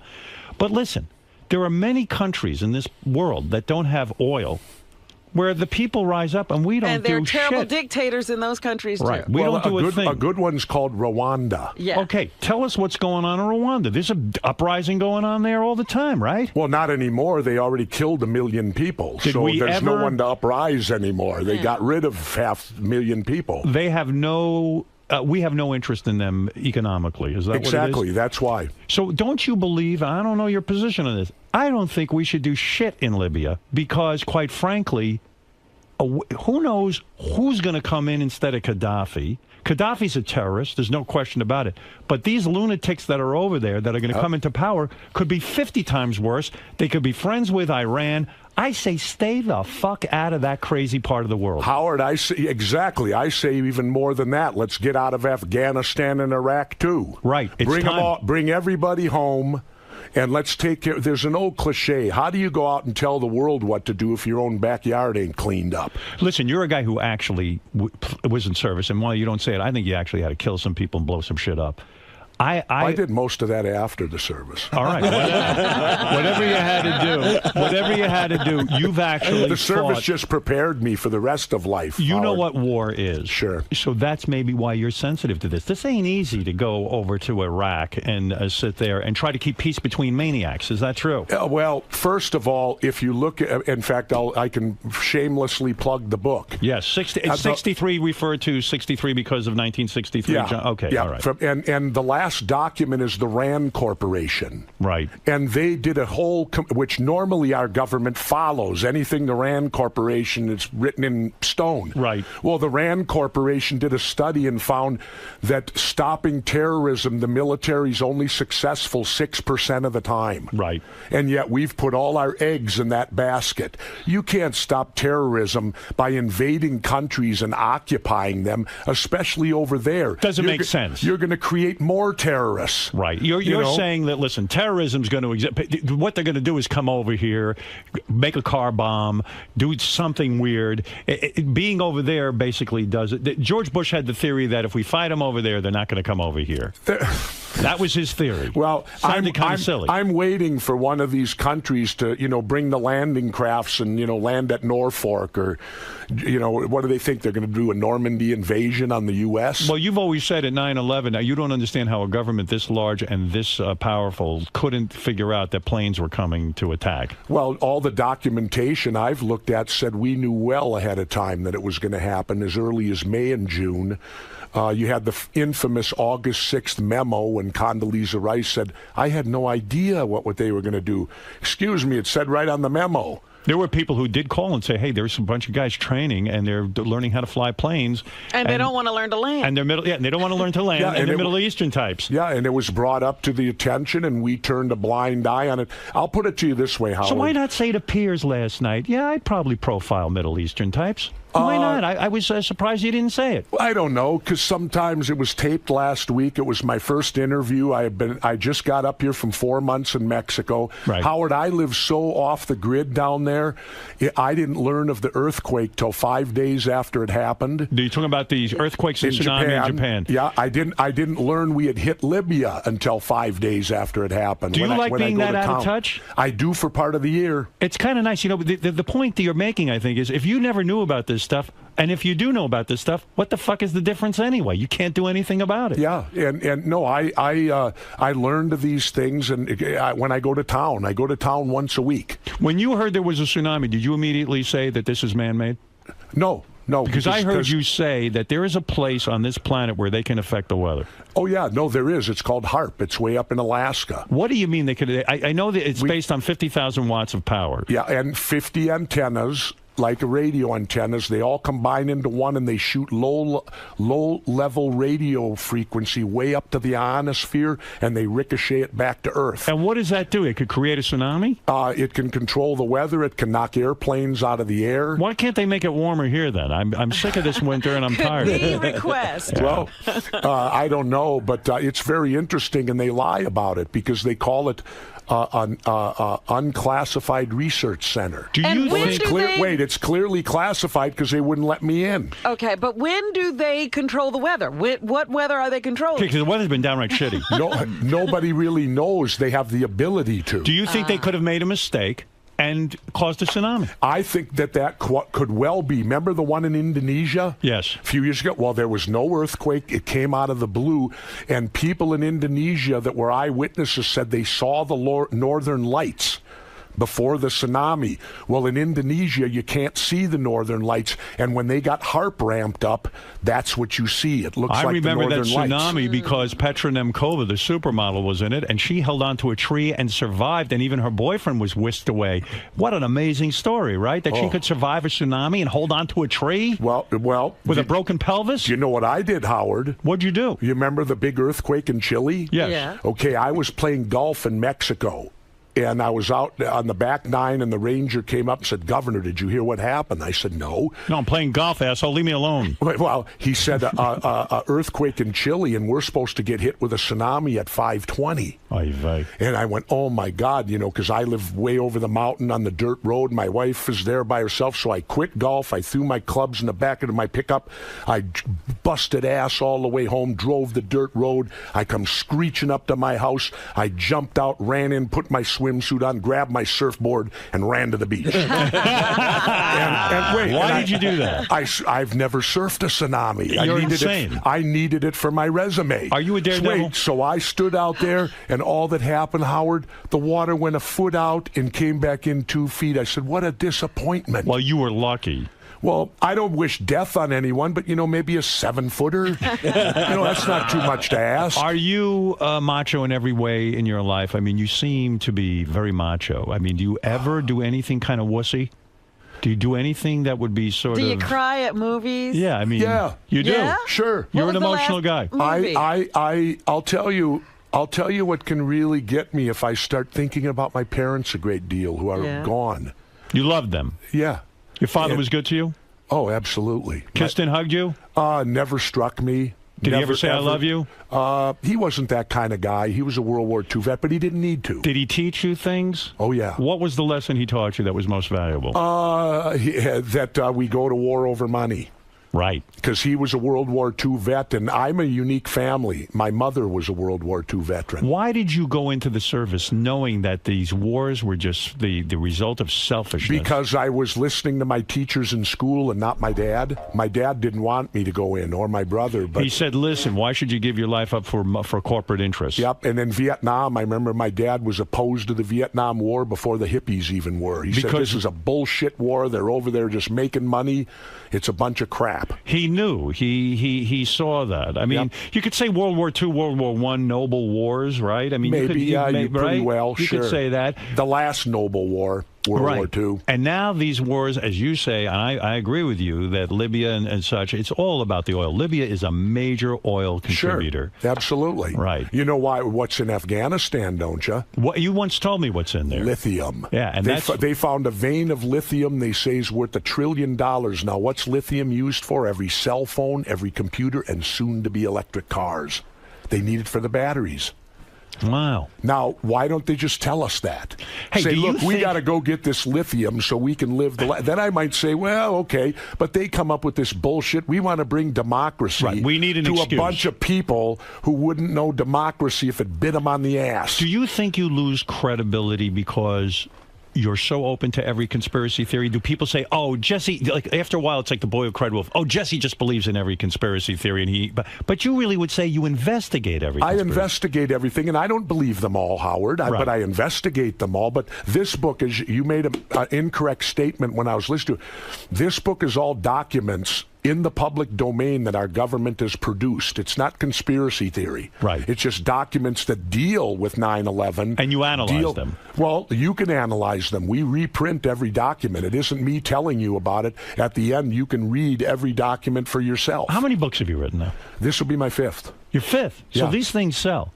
Well, I've had 4 New York Times bestsellers, and if this one's fortunate enough to get there, I'll have 5. And actually, the pre-sale of this one has been 3 times the last one. How many books would you think you'll sell of this 63? I have no idea. You have no idea. No, you don't care. Do you sit there and worry about it? Oh, sure you care, but it's a roll of the dice. You have no idea who will buy a book and read it. Are you, like, I see you go on CNN, you used to go on Larry King, and now you went on Piers Morgan. Yeah. You come on my show. Yep. Are there shows that will not have you on? Yeah, Fox.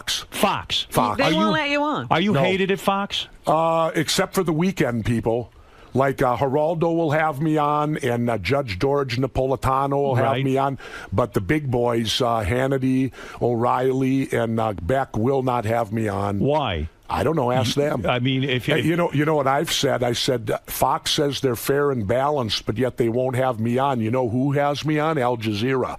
Right. So I think Al Jazeera is more fair and balanced than Fox. They'll at least have me on. Have you ever said to Bill O'Reilly directly, listen, pal, why can't I come on your show? Yeah. And what did he say? He just says, when you got something worthwhile, I'll put you on. Well, at least he's honest about it. I guess, but, let's see. I made mention that if Ron Paul runs for president, I'd seriously consider running with him. Why is Ron Paul so great? Other friends of mine have said Ron Paul is the only guy to listen to. Why is he so great? Because Ron Paul wants to, he truly has America's best interest in mind. What do you mean by that? Well, he wants the Federal Reserve audited. Okay. Which is phenomenal. Right. Why aren't they audited? Well, it's a good point. You know, he was the only one on the floor of Congress when WikiLeaks broke that said it was good. That stood up and said nobody died from WikiLeaks. How many people died from the lies and the intelligence manipulation on Iraq? The guy from WikiLeaks, Julian Assange. Are you one of these guys who supports him? Absolutely. Do you think he's being railroaded on these sex charges and everything else? Absolutely. They want to get him. Sure. And you know what's interesting? What I found out, this new premier of Sweden, where what he supposedly did, the things he did are not illegal here, and they're not illegal in England. I know. But they're illegal in Sweden. This new prime minister... He had sex with a woman without a rubber. Yeah. This new prime minister in Sweden is a right-winger. He was helped by Karl Rove to get in office. Now, do you think that some of this information could deal with Rove and Bush, and that's why they got this guy in Sweden trying to put him in jail? WikiLeaks did nothing more than embarrass a few people. They had some egg on their face. There was nothing that really prevented this country from continuing or our security. Am I correct? I mean, what the hell happened? The worst is Daniel Manning. the guy who's supposedly this private that leaked it to him, they're holding him right now in Quantico, solitary confinement. And let's remember, we're a country who tortures now. Who's to say they're not torturing him? And remember, the first thing he released, Howard, was that helicopter killing those people, murdering them down on the street. So the guy that releases it is in jail, but these murderers are still free. Do you think Ron Paul could actually win an election? I said that if Ron Paul would leave the Republican Party, I would give great consideration to running with him. And if we had ballot access in all 50 states, yes, I do, because Has he asked you to run with him? Not yet. No one. But you're close with him. He and I have spoken. I spoke at his counter convention in Minneapolis when the Republicans had their convention in St. Paul. And here's something interesting. Do you like him because you think he'll actually carry out his campaign promise? Like Obama said, he was going to get us out of all the wars. He said he had a timetable and all of that. Now we're in now we're in Libya. Probably to be in there forever. Gitmo's still open. That's right. So all of these promises were not like you could say, okay, with the budget that's difficult, with health care that's difficult. But one thing to pull out of a war, if you say you're going to do it, you should do it, right? Well, you need Ron Paul's quote. Everybody says, well, how do we get out of Iraq now? Ron Paul said, easy. We walked in, we can walk out. That's it. That's it. It's War as over. simple as that. Do you think that what a president learns when he takes that office, because surely Obama wasn't lying when he said he wanted to do all those things prior to, but then you walk into the office, you get a set of information that you didn't know before you walked into the office. The CIA takes you aside and says, listen, asshole, here's what's really going on. You got it, Howard. That's right. So you got do it. you think... I think he got taken to the woodshed. And that's what's going to happen to Ron Paul as well. What do you mean he got taken to the woodshed? Well, He's the president of the United think States. that I don't believe that our president runs our country anymore. Right. He does. Because always follow the money. The Federal Reserve has all the money. This small group of bankers, they determine because they got the money.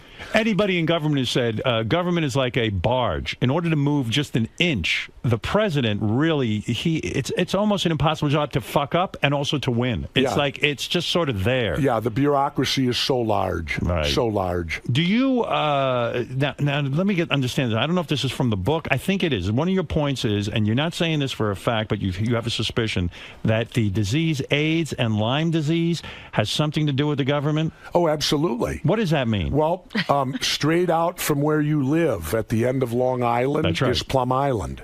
Right. Well, Plum Island is a biological testing center that was created by a guy named Erich Traub. Erich Traub's a Nazi who was right under Himmler. He should have stood trial at Nuremberg, but instead we brought him here, and his expertise was biological warfare, infecting wood ticks and mosquitoes and turning them loose. Well, Lyme disease is carried by a wood tick. Well, it's called Lyme disease because the first recorded case was in Lyme, Connecticut, which is right across the water, a stone's throw. In other words, you're saying Lyme disease is a recent occurrence. We don't see it before that point in history. The first recorded case was in Lyme, Connecticut a number of years ago, within the last 50 years. And did it get loose from Plum Island? You say in your new book, and I happen to agree with this, I believe that you are right, that the Gulf War syndrome, that a lot of these guys who are coming back in our military are seriously screwed up, committing suicide, not only are they killing themselves, they're killing other people. They really lose it when they come back. The government refuses to help these guys in any meaningful way. And it all comes down to money. They don't want to pay for it. Is that it? Sure. And it's the old classic that they do to all veterans. Oh, thank you for your patriotism. Rah, rah, thank you for rah. your service. Yeah. And they play anthems at football games. People tie yellow ribbons. But when it comes down to actually taking care of the veteran, screw you. They've done it every war. Vietnam, Agent Orange, they didn't believe that. Every time the vets come home, people don't realize after a war there is huge collateral damage to the people that go fight these wars, and we don't take care of them. It's like, oh, you did it, now forget you. We're on to the next. And these are good guys. I mean, these are brave guys. I've met a couple of guys on my show who come in here. I can't think of the sergeant who used to come in here. And I came back. It was like his third tour of duty, and he cracked. He even said, Howard, I cracked. I've got Gulf War syndrome. he feels abandoned. He really, truly does. And He's do. lost. We should be ashamed of how we treat our veterans. We were talking on the air the other day. I was going to call you about this, but I knew you were coming in. We were talking about, some people were doubting me about that we are really losing bees. In fact, some guy called in during this discussion with my cousins. He's got trucks filled with I got bees. trucks full of bees, Howard. What the hell are you talking about? What is going on? If we lose the bees, we lose all of our food source. We lose everything, right? Albert Einstein's a lot smarter than me, and he was quoted as saying, when the bees go, we go. Well, think about it. They pollinate. They pollinate. Our food source comes from all of this. Everything we eat. We don't need that now. We got Monsanto. They're going to make us all this genetically stuff food. So what do we need to worry about bees for? In your opinion, why are we losing bees? Like, where are they going? Insecticides. They're being killed. All the insecticides and things that we put on the crops. But and we I put am out for DDT. You're what? I'm for DDT. Well, I was part of UDT. I'm part of DDT. I don't like these bed bugs we have here. There's an epidemic in New York. You can't go anywhere without bed bugs. When they had George had bed bugs. George, Star Trek, had bed bugs. Him and George were in that. I mean, George and Brad were in that bed doing God knows what, and then all of a sudden they're getting bitten up by bugs. I was livid. The only thing when we had DDT, there were no bed bugs. Wait a minute now. Come on. George, is that because, the Bible says you're not supposed to do what you do? You think that's what it could be? No. I think it's a plague. It's probably It's like sitting you, George. It wasn't only in George's bed. It was in everybody's bed. I'm saying, some of these insecticides are necessary, aren't they? Yes, but not on crops, not on everything. I mean, Howard, when I live in Mexico and I buy fruits and vegetables down there, I have to eat them within 2 days or they spoil. Right. Everything up here's got a 30-day shelf life. It's true. I buy a tomato. Sometimes it says red and beautiful for weeks. What are they doing to these tomatoes? They put preservatives on it, chemicals. You're eating chemicals. And this has now been introduced into the environment, and the bees are... Here's a better one, Howard. Drinking water. They put fluoride in it, right? Right. And that's because we're not capable of brushing our own teeth and taking care of them. We can get our own fluoride. Yeah, so they put it in. Do you know what fluoride is the main ingredient of? What? Prozac. Why do they do this? And guess where it came from? Where? The Nazis started putting fluoride in the water. Do you think this is a...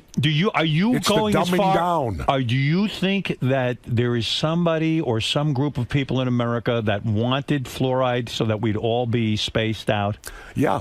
Who are these people? Give me a name. I don't know. Who is it? Howard, I don't know. You know. You got the... I don't. How would I know? I live in Mexico for 4 months out of the year. You know, the one thing I do say is if you're polluting the water, the air, the food, the people who are doing that are still eating it. No, they have their own source. They have another source? Yes, of from the food, moon. Water and air? How do you know, Robin? You don't know anything. But that's what I'm asking, because it seems to me that if, Monsanto owns the patent on every crop seed, then, they're going to have to eat that food too. You don't know. They may be just having us do it. Listen, I went to summer camp. By the way, Howard, there's something in this book you need to read. I wanted to say one thing. I went to summer camp. We'll talk about the book. I went to summer camp.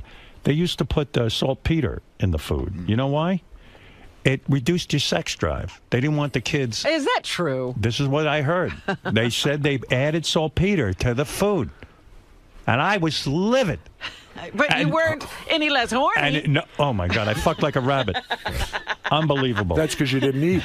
That's right. Look how skinny you are. Well, you were about to make a point about your book. Go ahead. And by the way, the book is called 63 Documents the Government Doesn't Want You to Read. It's in stores now. George, are you learning anything through this? You've been awfully... It's very enlightening. Very enlightening. I've been against wars, too. And all the information that I'm hearing here just...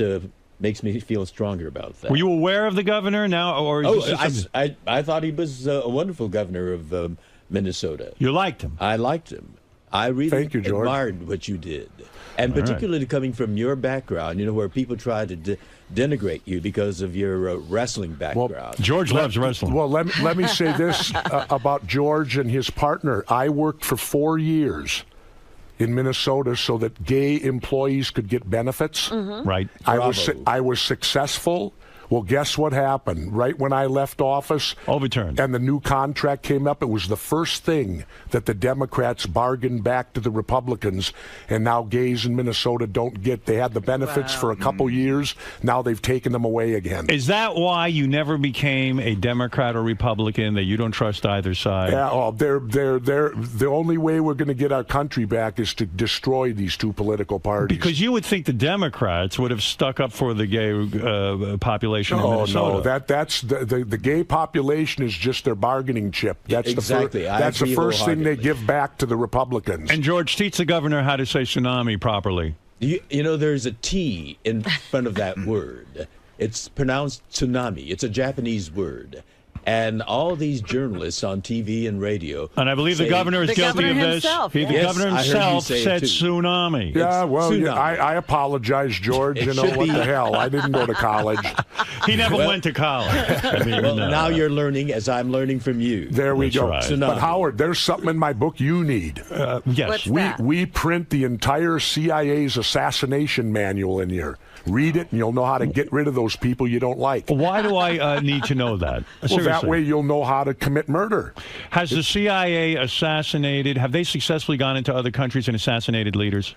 Well, Because I'm for that. They assassinated Che Guevara. They did. Sure. So they were able to do that. Why couldn't they do that with Castro? Why did they never pull that off? Well, what gives them the right? I'm not saying so. Why did they fail? But why did they fail? Because Castro's too good. He's good at it. He's too good for them. They can't get him. They Why not tried and tried and tried, and Fidel outsmarted them. Why not Gaddafi? Why couldn't they just go in and remove him? What gives us the right to do that? We don't. But why didn't they do it? I don't know. These guys have protection too. You know. Are we torturing people right now? Prisoners. I think we probably are. Yeah. Have we beheaded anybody? Yes, it's in my book. Yeah. That's right. So who is it that we beheaded? Some guy over in Iraq. What do you mean we beheaded him? Cut his head off. We were in Iraq. Mm-hmm. We captured him during wartime. Yep. He wasn't convicted of anything. I don't know, but the documents in here.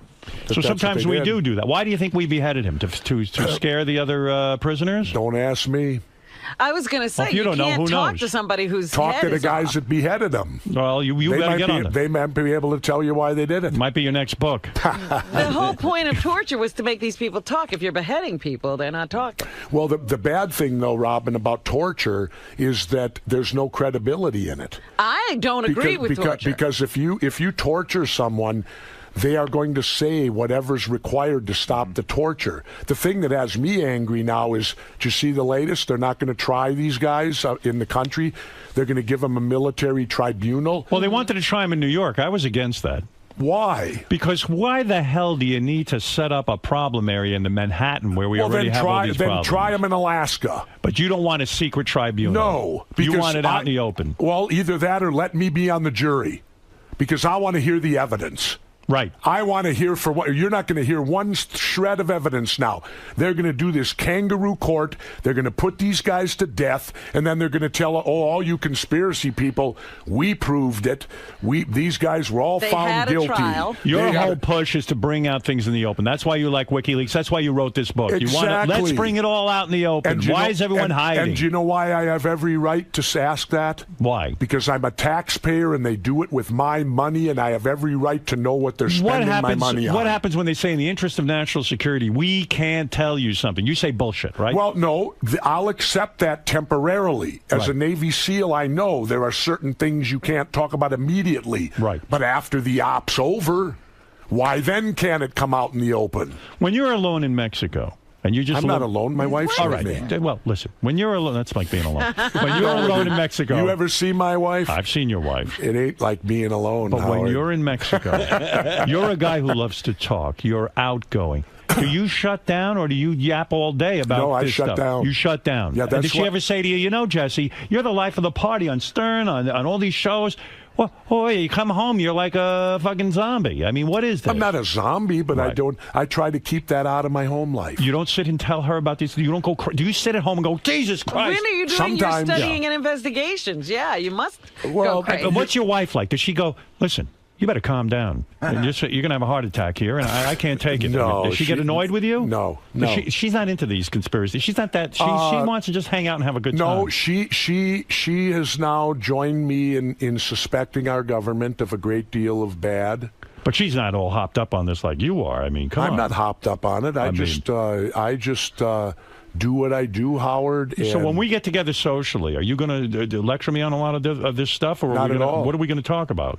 That's what I'm afraid. But maybe our relationship is just based on all this stuff. What are we going to talk about? Well, Howard, you won't ever come and see me. You know, hide I'm out in afraid. Long Island. First of all, Mexico's a crazy place right now. What part of Mexico are you in? Not where all the drugs are. I mean, what are you doing in Mexico? You're telling me that it's not a dangerous place right now? There are places that are dangerous, absolutely. Do you Along travel the with a border, gun in Mexico? You can't have a gun. It's against the law. But everybody has a gun in Mexico. No, Only they the don't. drug dealers have that. Only the drug dealers got These 'em. drug dealers are so powerful. They can decide, Jesse Ventura, we're going to take you today, and no one's going to challenge. There's no law. Oh, that's not true, because the military came and camped out by my house the other day. Why? I don't know. I guess they found out a former governor's there, and they're keeping me safe.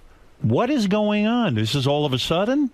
They're camping out in front of your house? Well, down about 2 blocks, yeah. What if you piss off a drug kingpin? Seriously, you got a big mouth on you. What if you piss one off? I mean, he could take you, your wife will never hear from you Over what? again. What have I pissed them off about? I don't know. All I've said is that we should legalize, and it'll put them out of business. Listen, you're on fire. You're on fire. I see what's going on here. You're wild. Howard. You're a great guy. What is with your hair? You going to keep your hair long, or are you ever going to cut it again? I noticed when you were governor, you played the game. Right. You cut your hair. You have to, because in our country, and actually, Howard, I can't even run for office anymore. Why? Well, like George, I've come out of the closet. What do you mean? I'm an atheist.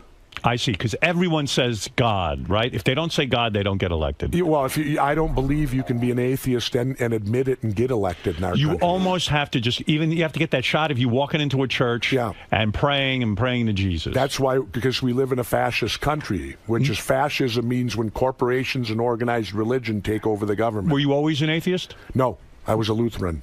When did you come to the conclusion there is no God? Because, surprisingly, who convinced me was George Carlin. What did he say?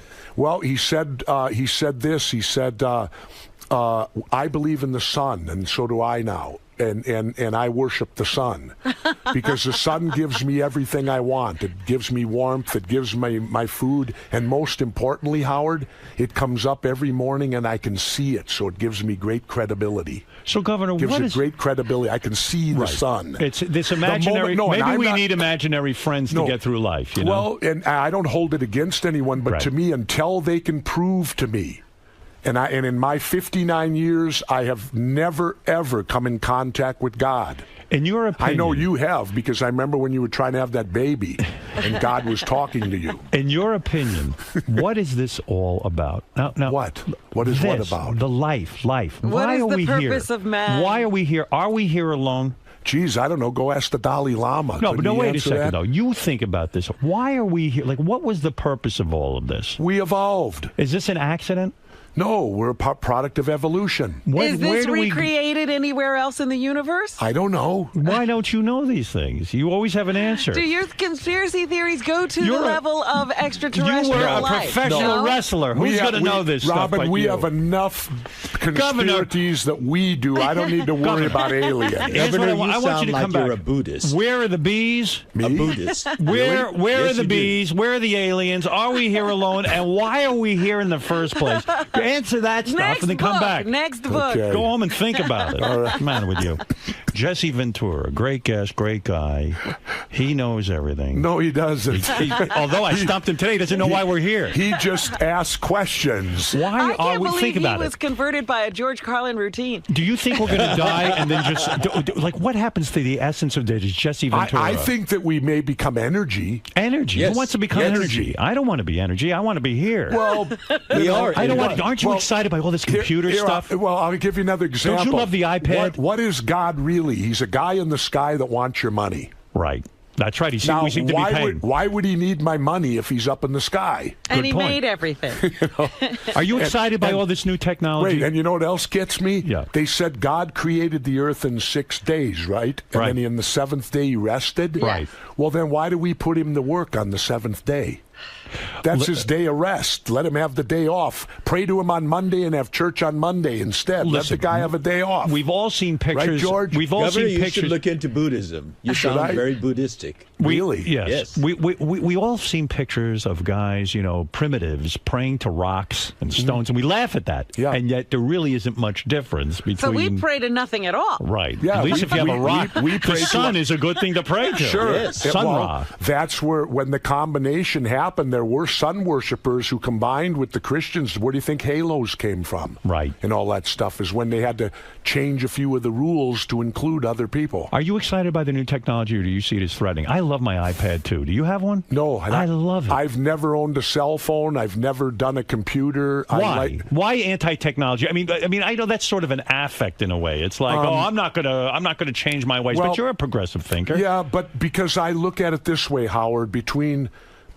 computers, cell phones, and the television, you got people spending 16 hours a day looking at screens. Yeah, but Go out and live real life. When you were on the plane today and you were coming in, or whenever you took the plane, the private plane, I may add, who paid for that? Did you pay for that? No, the book publisher. You're kidding? How did you get a book publisher to pay for that? They don't pay for anything. I threatened them. And so, when you are on the plane, wouldn't it be nice to have that iPad? I'm all set. I'm going out to California. I got a trip I plan. I got an iPad. I loaded it up with films. I'm going to watch movies. I'm going to check all the news things. Well, that's exciting, no? And that's great for a guy like you. I pick up an old-fashioned book on the plane and read it. You can turn the pages physically instead of looking at a screen. I never thought of that. So I just kind of read a book. All right, listen, speaking of books, Governor, you've done it again. You've written your what? This is the 4th book? Fifth. All right. Jesse Ventura's book, 63 Documents the Government Doesn't Want You to Read. It's in stores now. Maybe you'll learn something. Howard, you're going to California? Yes. Well, damn it, why don't you just, when you get done there, jump on one plane to Cabo San Lucas. I'll pick you up and come and spend a few days with me. I'm afraid to be alone with you. My wife will be How there. How can I be fun for you? You hang out. Wife will you hung be out there. with these, the Hulk Hogan types. Not Hulk. I know you did not. But I'm just saying, you were a professional wrestler. You look at me like a woman. I mean, I'm too feminine for you. Wouldn't you go surfing with him? Hell no. I'm dying to surf, but I'm so afraid. Howard, could you teach me how to surf? I'm begging you. Imagine me and you on surfboards. Fly. You put me in a bikini. I know it. I'm just learning too. Are you? Sure. And with your hips and everything else, Absolutely. You're able to do it? It's the good thing now. It's called paddle surfing. Oh. You get with a paddle and you got the board. You stand on it and paddle. I can't even do that. That way you don't have to get up and down when the wave comes. Right. You drop right How into tall it. are you? You're 6'4". And you're able to stand on this thing, huh? Not all the time. That's part of the fun. Howard, please. Why am I so feminine looking? Why don't I have more Howard, size when like you go to L.A., come and visit me. And don't tell me you can't afford it, because I know you just signed a new damn contract. Yeah, well. What the hell would it cost you? $500 round It trip? ain't the money. I just don't know if Howard, you're I'll going to be. protect you. You're going to be so bored with me. How do I what get if the bored with federales you? come and take us Well, away? then bring George with too. What the Bobo, hell? quick question. Let me see how you handle people's questions. That's what you're going to have to do tonight. Uh-oh. Yes, Bobo. Hey, man, now listen to me. Howard's been calling me insane. My theory of 2012 is what you've been saying. Where are you going to be December 21st? What is all this? The world is going to end in 2012. What is that? I don't even know about that. What it is this, Howard, if you'll let me explain it a moment as I know it. The last time it happened, apparently every 150 years, the sun cleanses itself. Right. And it shoots these solar flares out into the solar system. Okay. Well, the Earth has a magnetic force field around it. I thought so. But if you go to NASA, they'll even verify this. We have a hole in ours. They don't know why, but there's a hole in our the magnetic field. Force field. Okay. So in these solar flares, the last one happened in like 1860. It did not have a major effect because we did not have electricity much then. Right. But now that we have electricity, what these solar flares can do, it could knock out the entire grid system of the United States. And you're off the grid. Well, I'm okay. Right. But look what happens in New York. If you go dark for 12 hours, you You're got screwed. chaos. Were you impressed that in Japan there was not one incident of looting or carrying on with all of the loss of power they had there and all the chaos, the people there behaved. Impressive, right? Well, they sure weren't Americans, were they? They're not.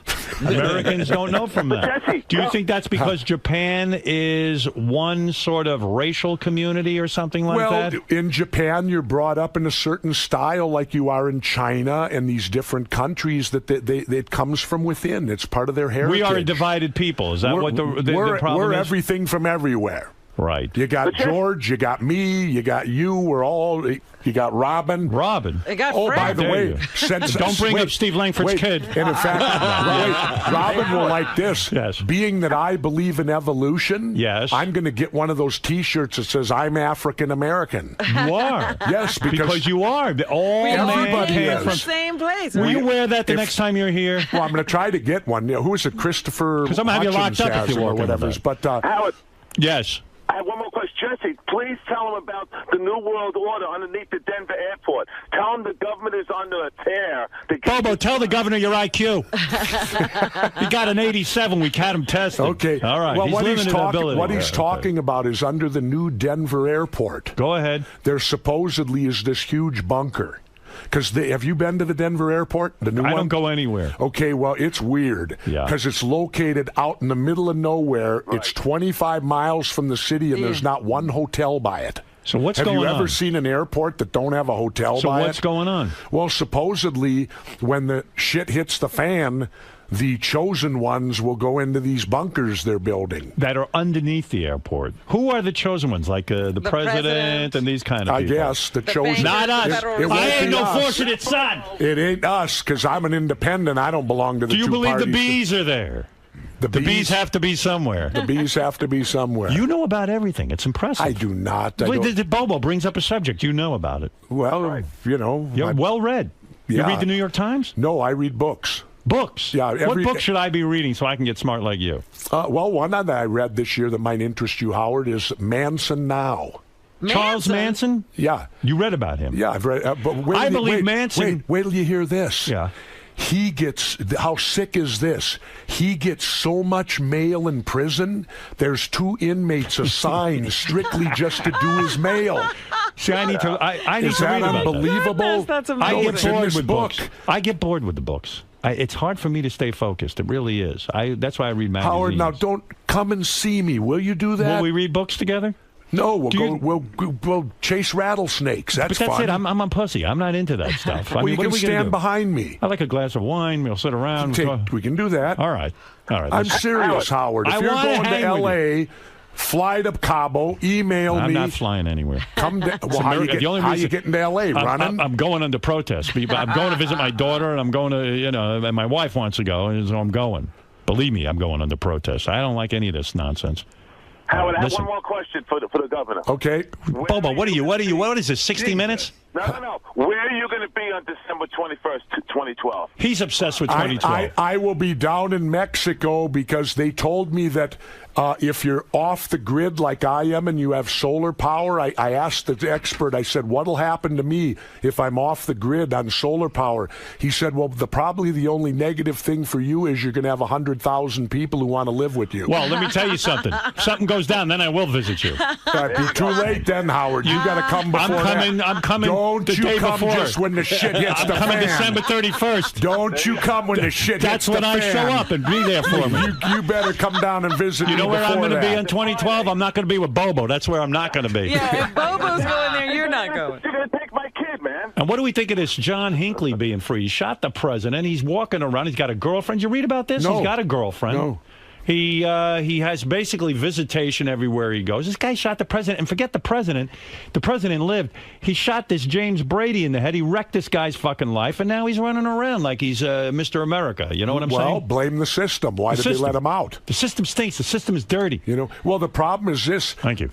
I'm opposed to capital punishment, but on the flip side, I believe if you're sentenced to life in prison, yes. Why do they call it life if you can get parole? Yeah. Amen. That's not life. You're right. No, I don't want anyone put to death because with the new DNA and all that, look at all the people they find that are innocent. Look at George just woke up. How come you're so up to that? What happened? Well, no, I've always been against the death penalty. But life should be life. When you're sentenced to life, it don't mean you get a parole hearing in 8 I agree years. with you. All right. There should be consistency. Now you got George all charged up, Yeah, and you're he's going to gonna leave, and I got to deal with him. start That's right. That's right. And George, I bet, is tough to deal with, isn't Yes, he? George, he is. He just has a look like he is this trouble. morning, he looks like trouble waiting to happen. This morning, you put me through the ringer. I mean, it's unbelievable. Okay, look. No, you're a bold truth talker. I really have. You've got a great fan over there. admiration Well, thank you, George. And all I can say is, Live long and prosper. Live long and there prosper. you go. That's right. Exactly. Goddamn right. Oh, wait. When is this show going to go on? There What? it is, right there. Howard. What? Hey, But we're all giving each other the Vulcan. That's the true sign of Wait a minute. nerds. George has his finger, his thumb sticking out. Is that wrong? George can't do the like Vulcan this. sign. Yeah, I have trouble doing it too, but I got it there. George, are you saying on the Vulcan sign that you should have your thumb spread out?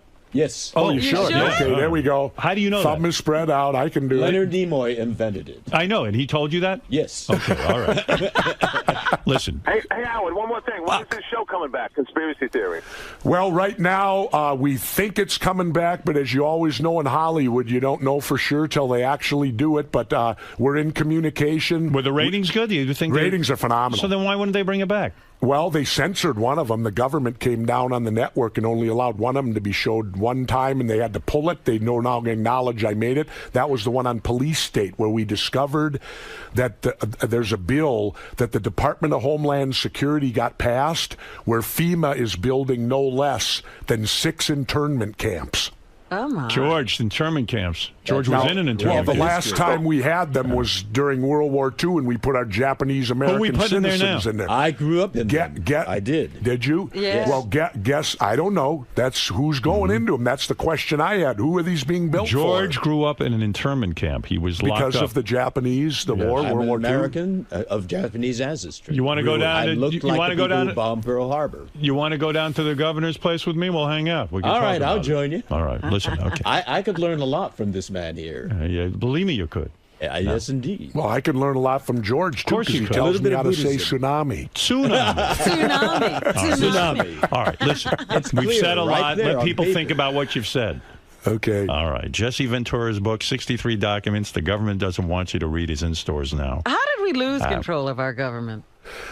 Well, when a coup d'etat happens, when they killed President Kennedy, that's a good way, because if you can get away with murdering the president, what can't you get away with? Ken, what do you want? Go ahead in Mountainside, New Jersey. Quickly, the governor has an agenda.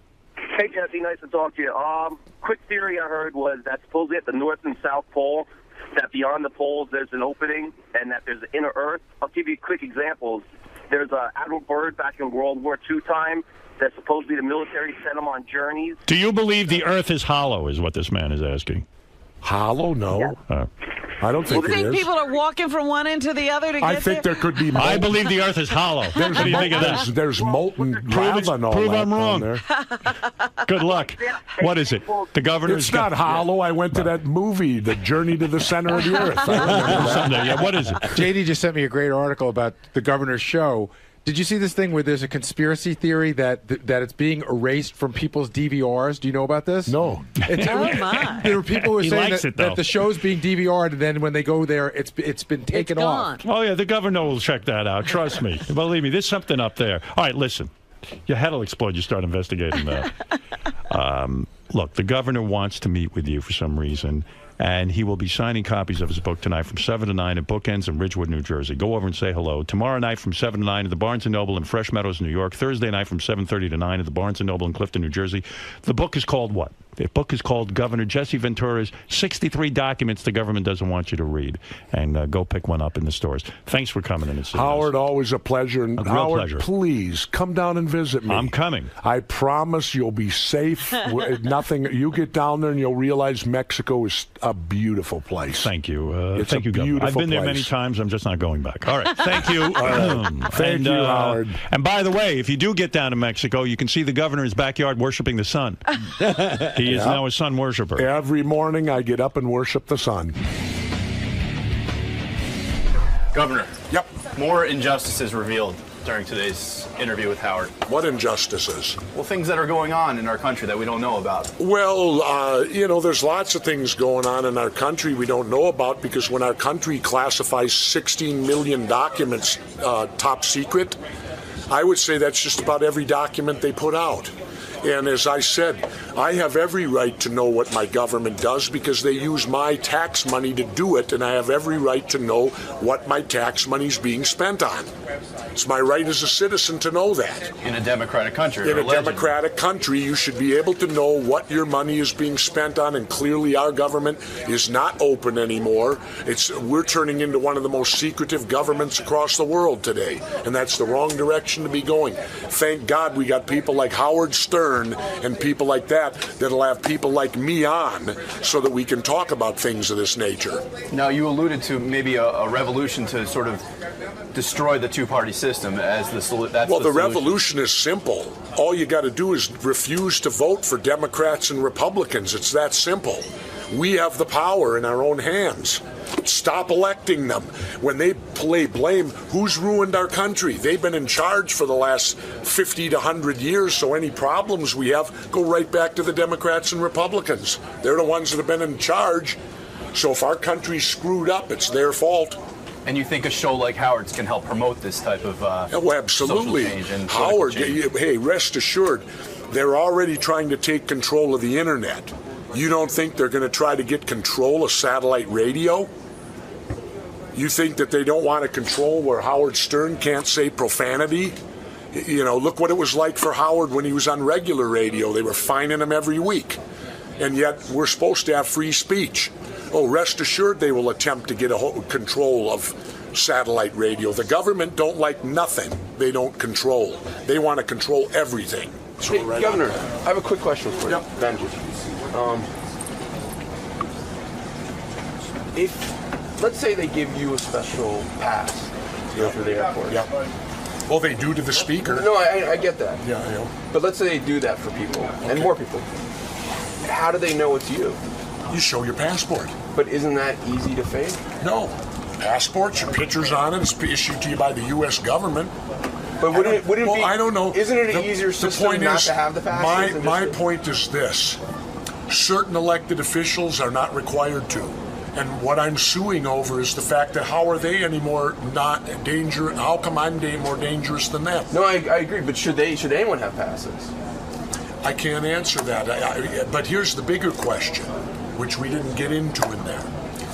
Why is it the government's job to provide security for what's a private sector business? Airlines are private sector business. Now, why don't the airlines provide their own security? I agree with you. And if they did that, then I could have like 90% of my flights now are Delta since they merged with Northwest in Minnesota. That way I could have a relationship with Delta Airlines to where they know Jesse Ventura's no threat. When he comes out, produces his thing, give him a ticket and put him on the plane and he goes through nothing. Are you okay with luggage being searched? Sure, that's what ought to be searched more. But isn't that the same, isn't the Fourth Amendment, wouldn't that be the same thing? Luggage or a person? No, I don't believe so. I don't believe your luggage. Well, the Fourth Amendment does says your papers and all that stuff. So yeah, I suppose technically now that I think about it, maybe it is. Who knows? But luggage, you have to remember, also leaves you. Once you put it on the thing and it goes on the plane, you're no longer in charge of your luggage anymore.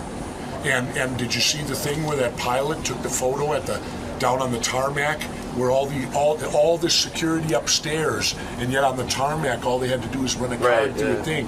And who did they prosecute? The pilot for revealing it. He got prosecuted for revealing that. Again, killing the messenger, not the message. And yet, here you got people, all they'd have to do, you could have the card, give it to me, I could be a terrorist, I run it through the thing, I could be down there right on the tarmac, because all you do is put a card through a thing. Well, that's what I'm saying, we gotta get rid of cards. Well, First of all, let me give you this one. Who have they caught? Nobody. I don't know. I mean, would they? Oh, you mean, well, through what they're putting us through right now, right.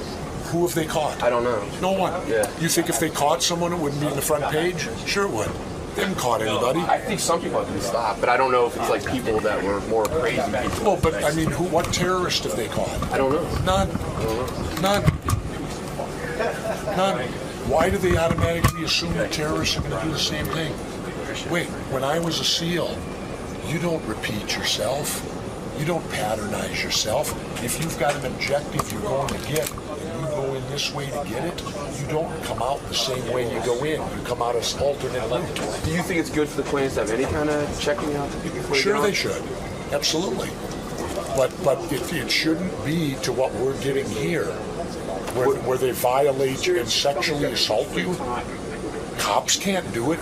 If a cop pulls you over on the street, he cannot frisk you the way we're getting frisked at airports. And we haven't, remember this, when you go to the airport, they're treating you like you're guilty of something. You're guilty until you prove you're innocent. Right. Well, I guess they would say you're choosing to go to the airport. They could say the same thing on the street, too. Sure, but I mean, you're guilty. Aren't you supposed to be innocent until proven guilty? You have to prove you're innocent. Well, that's when you go in there, you're guilty. But I'm saying, that's what I'm saying. I'm saying if you're okay with the search of luggage, if you're okay with any kind of search, I don't see how it's different when it's your body. Really? I'm saying legally. If let's say you're holding like a little purse with you, are you okay with that being searched? No, you set it through the machine. But should you have to do that? Sure, because you could be carrying a gun. Well, you could have a gun up your ass. I'm not saying you. I'm not saying actually, but someone. How do you get a gun up your ass? I don't know. I've been to some parties and stuff. And people had guns up their asses. I'm just saying metaphorically, a gun up your ass. I'm not saying. Well,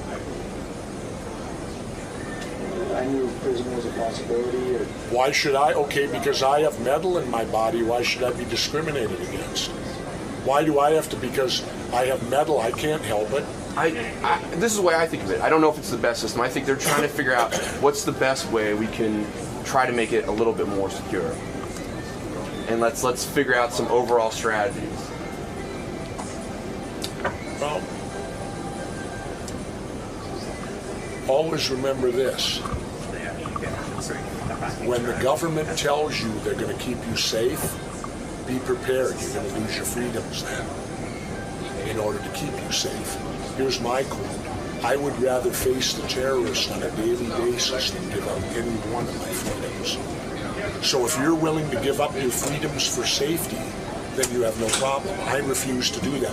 I refuse to give up my freedoms to have the government attempt to make me safe. No, I don't like it. I'm just saying, is there a way to securely make the plane without doing something? Sure, have a relationship with the airline. They know who you are. And if you fly all the time, they'll know. Thanks, up. Okay, take care. Tell Benji he's officially a weirdo. He's out there interviewing.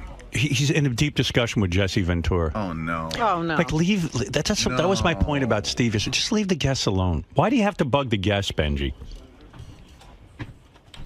Like a whole thing. Jesse Ventura wants to just... Hey, Jesse, can you just clear something up? Just grab that mic for a second. Benji's annoying the shit out of you, isn't he? Out there? Yeah. Yeah. Yeah. Thank you. Can you explain that to my staff that you're trying to get out? I was getting ready to bitch slap him. No, but I mean, you're ready to get out, and this guy's got a whole fucking dialogue going on. And you're being nice to him because you're here and you like the show and everything, but he doesn't understand. No, he grills me and all that. But no, I wanted to tell you, Howard. Yeah. My wife and I are contemplating applying for Mexican citizenship. Really? But how are you going to be vice president? Well, because you can have dual citizenship. I'm not giving up my U.S. citizenship. I just want Mexican because I go down there so often. It has benefits, too. In Mexico, when you turn 60, if you're a citizen, they cut your property taxes in half. Well, that's nice. So I'm contemplating being, and then maybe, who knows, I could end up the president of Mexico. That's good. Do you speak Spanish? Huh? Do you speak Spanish? Of course not. What do you need? How do you bother? Why bother learning the language? People come here and don't learn this language. George Bush didn't know the language. He was president. Well, that's true. Besides, George, you'd get an interpreter. All right, hey, Governor, thanks. I'm sorry Benji was hassling you. Benji, what are you doing? The guy doesn't give a shit about sitting out in the hall and doing an interview. I don't He even. just did a whole interview in here. It's like when I went and did that Piers Morgan show. Every staff member there got me involved in a conversation. They're all nice people. Don't get me wrong. At Letterman, they know nobody bothers you because they know you just want to go home. Yeah. What do you think? The governor wants to. How did you get involved anyway with him? Seriously. This is off limits. No, come on. Why did you get involved with him? I thought there was a question that I asked him that I thought was an interesting question, and I thought it was okay. Not always, but like in a general little way to sometimes if you're in the hall to do a little question. Leave him alone. You go do your thing. He's not looking to be interviewed by you. What was your question? Yeah. What was the great question? I don't remember exactly how it started, but it was about if he's okay with luggage being searched for airlines. Hey, Gary, fire anyone who bothers the guests after they leave. Seriously. Interesting question. Are you worried about your luggage being searched? I mean, he sat there. He had to ask him that. The fucking guy just spoke to us for an hour. It's enough. Stop it. Seriously. I'm being serious. Stop it. Howard, Leave people alone. He didn't come searching for you, did he? You went and sought him out with this burning question. How far into the interview did you come up with that question? No. I don't. George, do you know what I'm talking about? Seriously. Yeah, I do. I mean, when you're on a set, even a movie set, you're trying to work. You can't sit there and entertain everyone. Howard. Benji, understand what I'm saying. I get what you're saying. So why'd you do it? I didn't think. I thought it was okay when we do what? To go hassle the guests? I just spoke to Steve Langford see how about hard that. he was working here. He was answering all the questions. He had to be up and on the whole. Let him go. No, but hey, who wrote me this? Benji was talking to Jesse through the whole break, not just one question. Come and tell me what Benji does. Howard. Yeah, you asked him a series of questions. No, I asked. Why? I thought it was okay for us. Why? But why would he want to sit there and answer your question? Well, I actually think it was an interesting question. If you see for who? For you? Yes. Not for him. No, listen, Howard. He's him. He knows the answer. What was the benefit in doing that? Honestly, I'm not making a bit about this. I thought it was okay for us to do that. Jason, what does he do? In the hall. He's a fucking nut. This well, I'm Benji. hearing that Benji does this a lot. Well, Gary should walk over and say, Benji, get the fuck away from the guests. But it was a 2-camera shoot when Benji was interviewing. Of course, that's what he's doing. He's getting he wants camera time. It's It's not necessary. The man's been gracious. He sat here for an hour and answered every one of my questions. I mean, what do you want from everyone? Stop it. This is how I make a living. You're interfering with it. What is it? Yeah, Tim and I were in the green room and we heard the whole thing. It was quite interesting. There was at one point Benji was asking him about passports or something, but the conversation went to people could smuggle stuff into the country or whatever. Yeah, and Jesse Ventura, with a gun up their ass, and they were talking about guns up the ass. Jesse Ventura is being kind and answering your question because he's grateful to the show. He likes me. Howard, calm You're down a using second. me. You're using me, and when I'm used, I feel very violent. Calm down a second, and I'll You're answer. using me. Calm down a second, and I'll answer. Well, I thought it was fine for us to do that. And no, I thought that was like it is like not fine. interactions What in did the you hall. hear me talk about with Steve Langford? That was something like off the show. I thought it was fine. This is all. The I thought, hall is off little, the show. I thought little interactions in the hall were fine. No. Do you want us to pull the tape? Do you want to hear the whole thing? We'll pull the tape. Yeah, I want to hear it. No, you know what? I don't even want to hear it because it's boring, and it's boring to Jesse Ventura, and it's fucking stupid. Ronnie, pull his ass right out of there. Howard, how many times I've told him? No. It doesn't matter who I said it is. take him physically and move him out of the situation. He's been in the green rooms with Miss Howard TVs, with a stripper, with this one, with that one. I don't want him involved. Don't I know your cousin? Do I know your sister? You look very familiar. Have I seen you before Benji, somewhere? it stops today. Oh, Howard, calm down. Benji, you just don't. It stops today. Dude, I'm not. don't tell take me out to your calm anger down on me and talk to me like that. No. Don't tell me to calm down. Dude, I'm this is telling you my to calm business. down. This is mine too. No, it isn't. I've worked fucking 30 years for this. Don't bring my guests into your bullshit. I'm not. That's bullshit. Benji, don't do it anymore. Period. I'm your boss, and I'm telling you, don't do it. Talk to me respectfully. No. Dude, don't do it. I don't know, but you're not listening, and I'm telling you, don't do it. I'm absolutely listening. I started out respectfully, and now I'm getting annoyed. I don't want you pulling your shtick with Jesse Ventura and the other guests. Dude, listen. Dude. I asked TV before, is it okay? Is it okay? Are we supposed to ask? I'm telling you, no. All right, then if you say no, it's no. No. But don't act like I fucking did something like as some thing to use you or something. That's a use. How's You're it a using use? my success and fame to enable yourself to go out in the hall, and I don't know what you're doing. I don't know why you're bothering these people. But you can't do that. We're conducting a business. We want guests to come back. I get it. You know, I got to tell you something. It would be a long time before I'd go back on Piers Morgan. You know why? They nudged the shit out of you. They had me taping there for an hour and a half for an hour show. They grudged me. You know what that means? It means like then I get off the air and I'm doing an interview for CNN.com. I'm doing an interview for this one now because I'm being gracious. I want to be a nice guy. Once they have me, they took advantage of me. You're taking advantage of me. You're a guy I admire and I like, but you do things that you don't think. I just spoke to Steve Langford about not annoying the guest, and now I'm speaking to you. You're going in the hall. The guy just did an hour in interview. And you know what his thought is? Gee, I go on Stern, and it's like a fucking three-ring circus when I leave. I got nowhere to run, nowhere to hide from the Benjis of the world. I rarely... All right, thank you. That's it. You don't have to say any more. You're not going to do it anymore, right? Can I... Are you going to do it anymore? Can I discuss We're done. Are you going to do this anymore? No. Okay, we're done. But Fine. you know, you're making... Your rationale doesn't matter. No. It's irrelevant. I checked and I got permission before I do stuff like that. Only check with me. All right. The other people around here are lunatics. All right. So that's what I was going to ask. He's saying that TV had given him permission. They did? Is that what he's saying? That's what I'm asking. Is that true? I checked. I will then talk to TV about the permissions they give. Who is TV? They're supposed to just sit there and videotape. What, are they now writing material? If they're misleading you, then I got a problem with them. Did they mislead you? I've asked before. You didn't ask today. Yes, I did, Rob. You did. You did. So you asked. All right. Yes. But do me a favor. Don't ask anymore. Okay. Stay out of it. It's not for you. Are you giving Benji permission to bother the guests? You're getting Greg? permission from Greg? No, I know I don't get. I know I don't have authority. He just said, "Is it all right if I talk to Jesse?" And I was done interviewing him, so I said, "Yeah, go ahead." I mean, who am I to say yes or no? Yeah, exactly. Listen, Benji now doesn't have to ask your permission. He understands he's not to bother the guests. Okay? Can I just tell him no if he? Don't tell him Don't tell him anything. Say, anything. Okay. ask Howard because I'm not your boss. Yeah, because the way I see But it, I've heard a rule around here that we don't annoy the guests.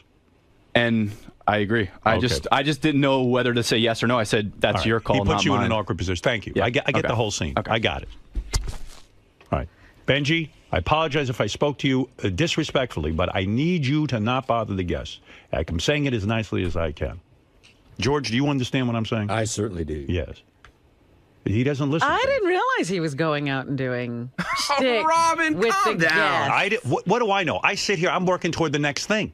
You understand? I don't know what's going on out in those halls. I can't police them. Oh, Robin. It's, Robin. you know what it is, Robin? Robin. Yeah. Oh, Robin is right. It's the Wild West out there. Robin, calm down.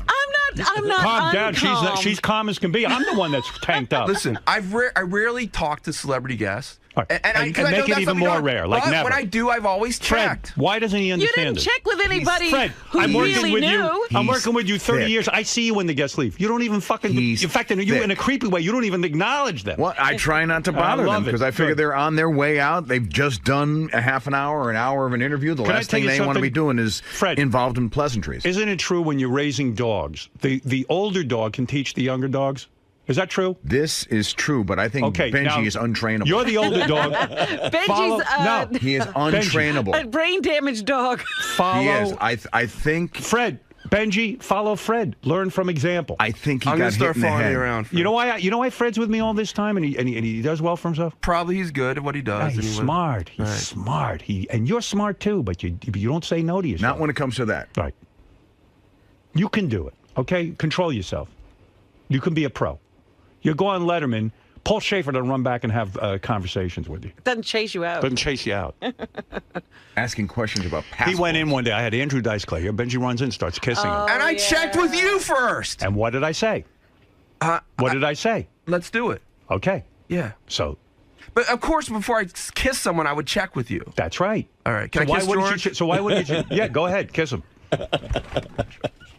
Here he comes, George. Leave George alone. He doesn't want to kiss you. Maybe he does. I don't know. George, you want him to kiss you? He wasn't shying Go away. ahead. He wants it. He wants it. Go ahead. kiss him. Go ahead and kiss Go him. kiss him, Go ahead. Benj. Now Benji doesn't want George, to. give him permission. He's shy. No, I think the request is Here reasonable. you go. There it goes. All right, Benji. Oh! George, you gave him the tongue. No, I did not. He just You opened his opened your mouth. mouth. Benji, That's why'd the you way pull we back? kiss. Did he put his tongue in? It could have been about to happen. You ever kissed another guy? Just on here, like. Go ahead and kiss him. I don't want to.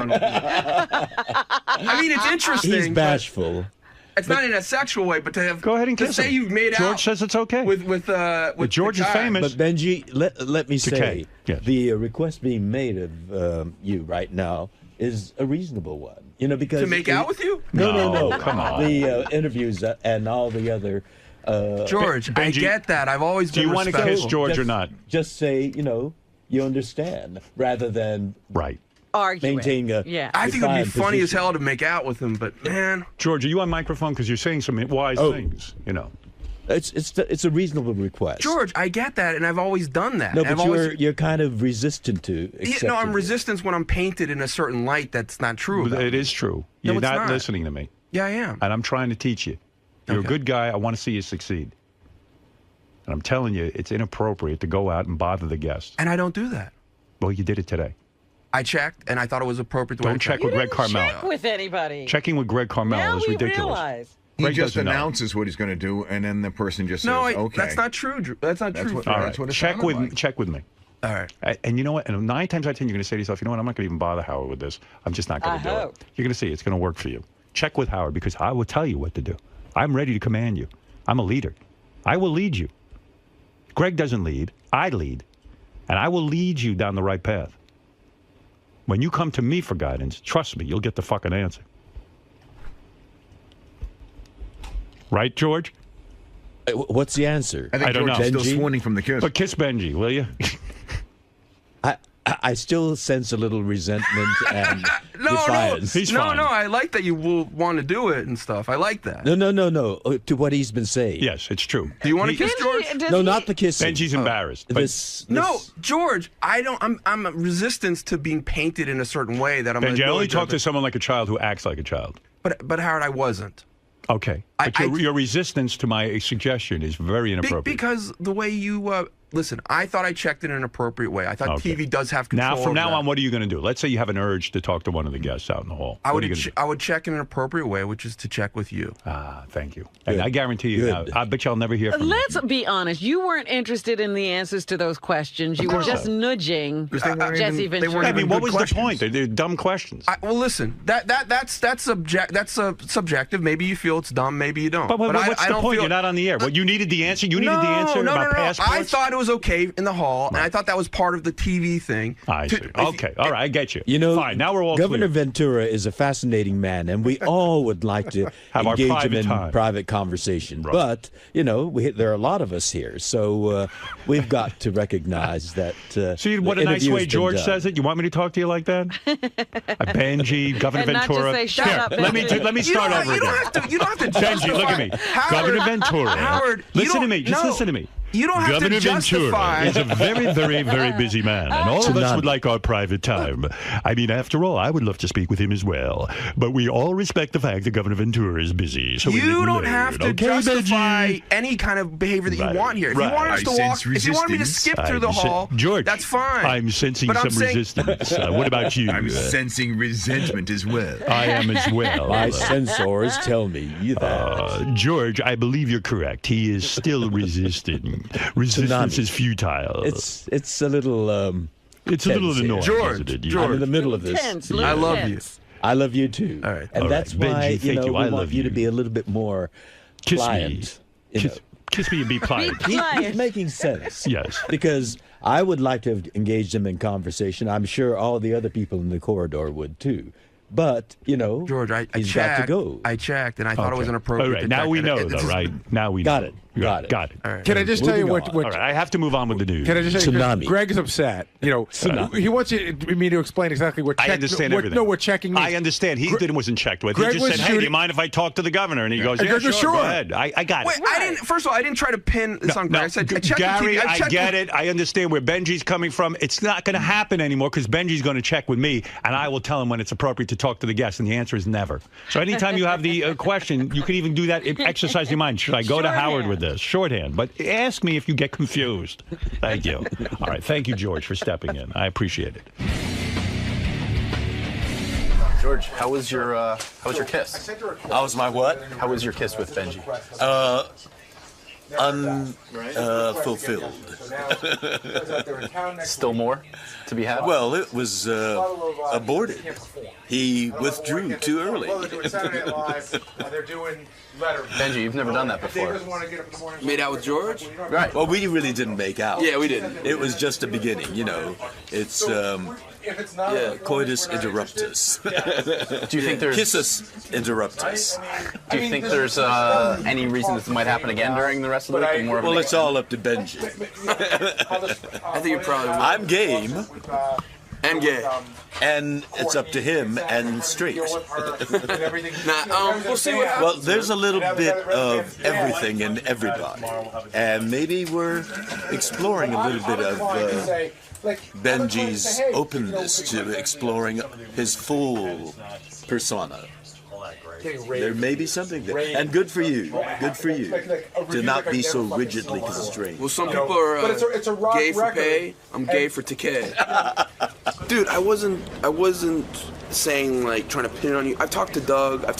But I've always checked before you interview someone. Oh, is it cool if I ask something? So. But how that gets misconstrued as I gave you permission to go up to Jesse and talk to him. I thought you guys had the authority to do that. I definitely. But I would never be able to give someone of my rank here would never be able to give someone of your rank permission to do anything. Is Doug around? I'm sure, but no, I've talked to Doug and said, like, you know, he's always been like, yeah, oh, just check with the camera guy, that kind of thing. If you want to, first of all, I rarely talk to a celebrity. How many times have I? Hey, fuck off, man. How many times have I told you? Fuck off. No, you're being a dick and you know it. Fuck off. I gotta go back in. I'd love to continue this later. How many times have I told you? Dude, you try to be a dick. I don't try to be a dick. Yes, you do. No, I try to enforce the fucking rules. Yes, you do, man. Yes, Richard and Sal went through the same thing. You don't see them in there anymore. Calm down. I'm just telling you, man. You don't listen. You don't give a fuck until you get fucking. I don't have a free moment. I got to drop down to 2 days a week. He won't let me. Look, he's looking at you saying, this is not where you cut. If you got to cut something, this is not where you cut. That's exactly what he's saying. He's saying, cut something else out of your life because you need this. That's right. Yeah, he says, I don't need patience. You need this. You need to be. Don't look at this as the lost leader. I said to him, listen, I have been coming 3 and 4 days a week for 13 years. Has it been that long? He says, it's not about the years. I go, well, but I said, what are you looking for in me? What are you trying to get to? Yeah, because I'll fake it. Anything to get out of here.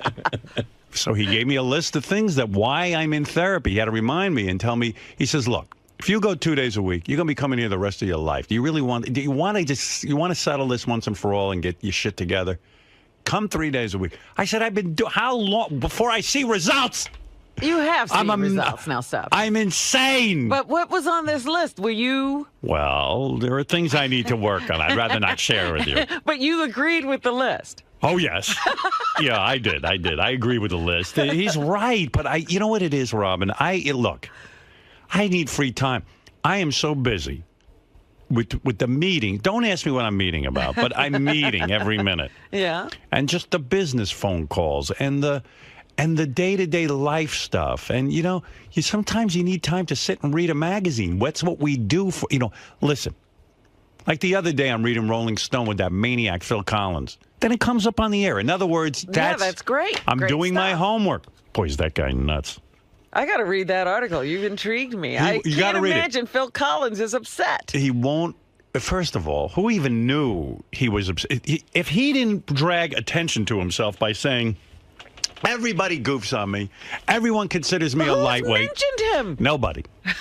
He's in this article ranting and raving that I guess Liam Gallagher of Oasis used to make fun of him on stage. Now, the guy from Oasis is gone for 20 years already. And it's on stage. How many people are seeing it? No one's seeing it. He says, everyone's against me. Everyone considers me to be the guy who ruined Genesis. I'm saying, really? Who the fuck cares? He goes, Genesis with Peter Gabriel as the lead singer. They were a progressive rock band. I took over and we had tremendous hits, 20 hits in a row, pop hits. And everyone says I ruined Genesis. So I go, okay. He says, and then I can't drum anymore because I have a bad back and I can barely hold drumsticks. Look at my hand. This guy's psychotic. Now he can't hold the drumsticks. Listen, he's in real pain, but he needs to go see Dr. Sarno. You know that. Yeah. But go talk to Well, him. listen to him. Obviously, he's got issues. Then he's holed up in some, like, Sweden or somewhere. I forget where. But Yeah, I know he's over in one of those places you run for tax. collecting Alamo. Amnesty. He's collecting Alamo memorabilia. He has the largest collection of the Alamo, and he's telling the interviewer, look at this Bowie knife. I'd run right out of the room. Look at this Bowie knife. It's the exact knife that Davy Crockett held. And even the interviewer's like, what the fuck? Well, yeah, you're British. What do you care about the Alamo? I don't know, but he's got a huge collection of human teeth, too, like from the Alamo. And, I mean, what the fuck is he doing? There's a reason he has the largest collection, because nobody else cares. Yeah. Everybody gives him that crap. Yeah, and then he can't do music anymore. He can't write music. And his 3 marriages, each marriage was a disaster. Worse than the next, huh? I mean, the guy's a lunatic. I love him. You love him because he's worse than you. Yeah, and mind you, he's not in therapy. And I was thinking that. I said, listen, Phil Collins isn't in therapy. What am I doing here? And he sounds like he's having a wonderful time. Yeah, oh yeah, he's having a good time. He's there with the Alamo memorabilia. His Right. Davy Crockett's hat or something. He's probably, has he got one of those displays where he has Yeah. everything set up? Everything's behind glass, like nicely displayed. They said it, I mean, the writer was kind to him, but I think the writer figured he better get out of there Right. before it turns into Silence of the Yeah, Lambs. before he uses that Bowie knife on him. Yeah, it's funny. And he's obsessed with the guys from Oasis saying that he ruined Genesis. They can't even keep themselves together. Right. But, I need free time. That's my point. Well, don't look for it from your therapy. Because I'm in the middle of something, then I got to run to therapy. Do you understand what I'm saying? I understand what you're saying. It interrupts my but- day. Robin, there's a reason you left, too.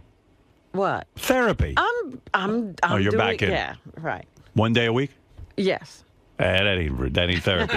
According to my I'm guy. just talking to somebody. And believe me, you crossed my mind. I go, Robin's really fucked up, and she doesn't even go to therapy. She goes 1 day a week. How does she get to go 1 day a week? Well, don't go to therapy and use that time for yourself. Oh, my Right. God, George. See? That's what I said. I just want to cut down to 2 days a week. Save money, and that time is yours. He and won't you let can me. Read magazines or He whatever won't you want let to do. me. George, do you want Howard to have a happy life? I think he'd be happier. How much more life do I have? I'm an old dude. Well, none of it's been happy. I hope you'll have at least one happy year. A happy year, forget it. We're working on a happy day. Move to Sweden and start collecting Waterloo memorabilia. Waterloo. Napoleon's. Right, George I doesn't know. care about you. George could care less if you're miserable. I'll be No, 94. I don't. I'll be 94 and I finally. want everybody to be happy. I can't wait to be cured at 94. I can't go through this another 13 years. Well, who said it was another 13 years? I don't know. I think he's saying If it. you cut down to 2 days, maybe that will be another 13 years. How about I stop completely like you did? Oh, God. I'm sick of it. So then you'll have to go back. Well, I don't understand all this dependence on therapy. Oh, my goodness, George. right. Why You- do people go to therapists? because I'm fucked up. But you're wonderfully. I mean, you have no idea how deeply fucked up I am. Why and how? Why? I can't relate to anybody. Oh, you relate to so many people. No, this I mean, isn't you're a relating to brilliant people. interviewer. This isn't relating to people. This is my job. Yes, and That I you do it well. That's about all I do well. That's it. And everything else is a disaster. Aren't you happy doing what you're doing? Yeah, at work. Yeah. I mean, and I'm not even happy with that. Why? Because I neurotically obsess over it. But you're good at it. You're the best. Yeah, but I don't at that. feel that way. Why? That's the point. Here we go. That's why I need therapy. Fundamental. Well, you that's have why I no need- reason to feel that way. Well, but that's what I feel. You can't. I don't have a control over it. That's the problem. I'm trying to work my way out of it. A deep down bad feeling. insecurity. Not insecurity, but a bad feeling about everything. Why? And then I think everything's it's doom and unfathomable gloom. to me. Doom and gloom. Why should you feel that way? You're doing. But of something course I you do shouldn't feel that way. well. It goes into a lot of things. That's why you got to be in therapy. You know, I'm baffled by all. George, you're talking sense. It doesn't make sense. Right. That's why Doesn't he's make in sense. therapy.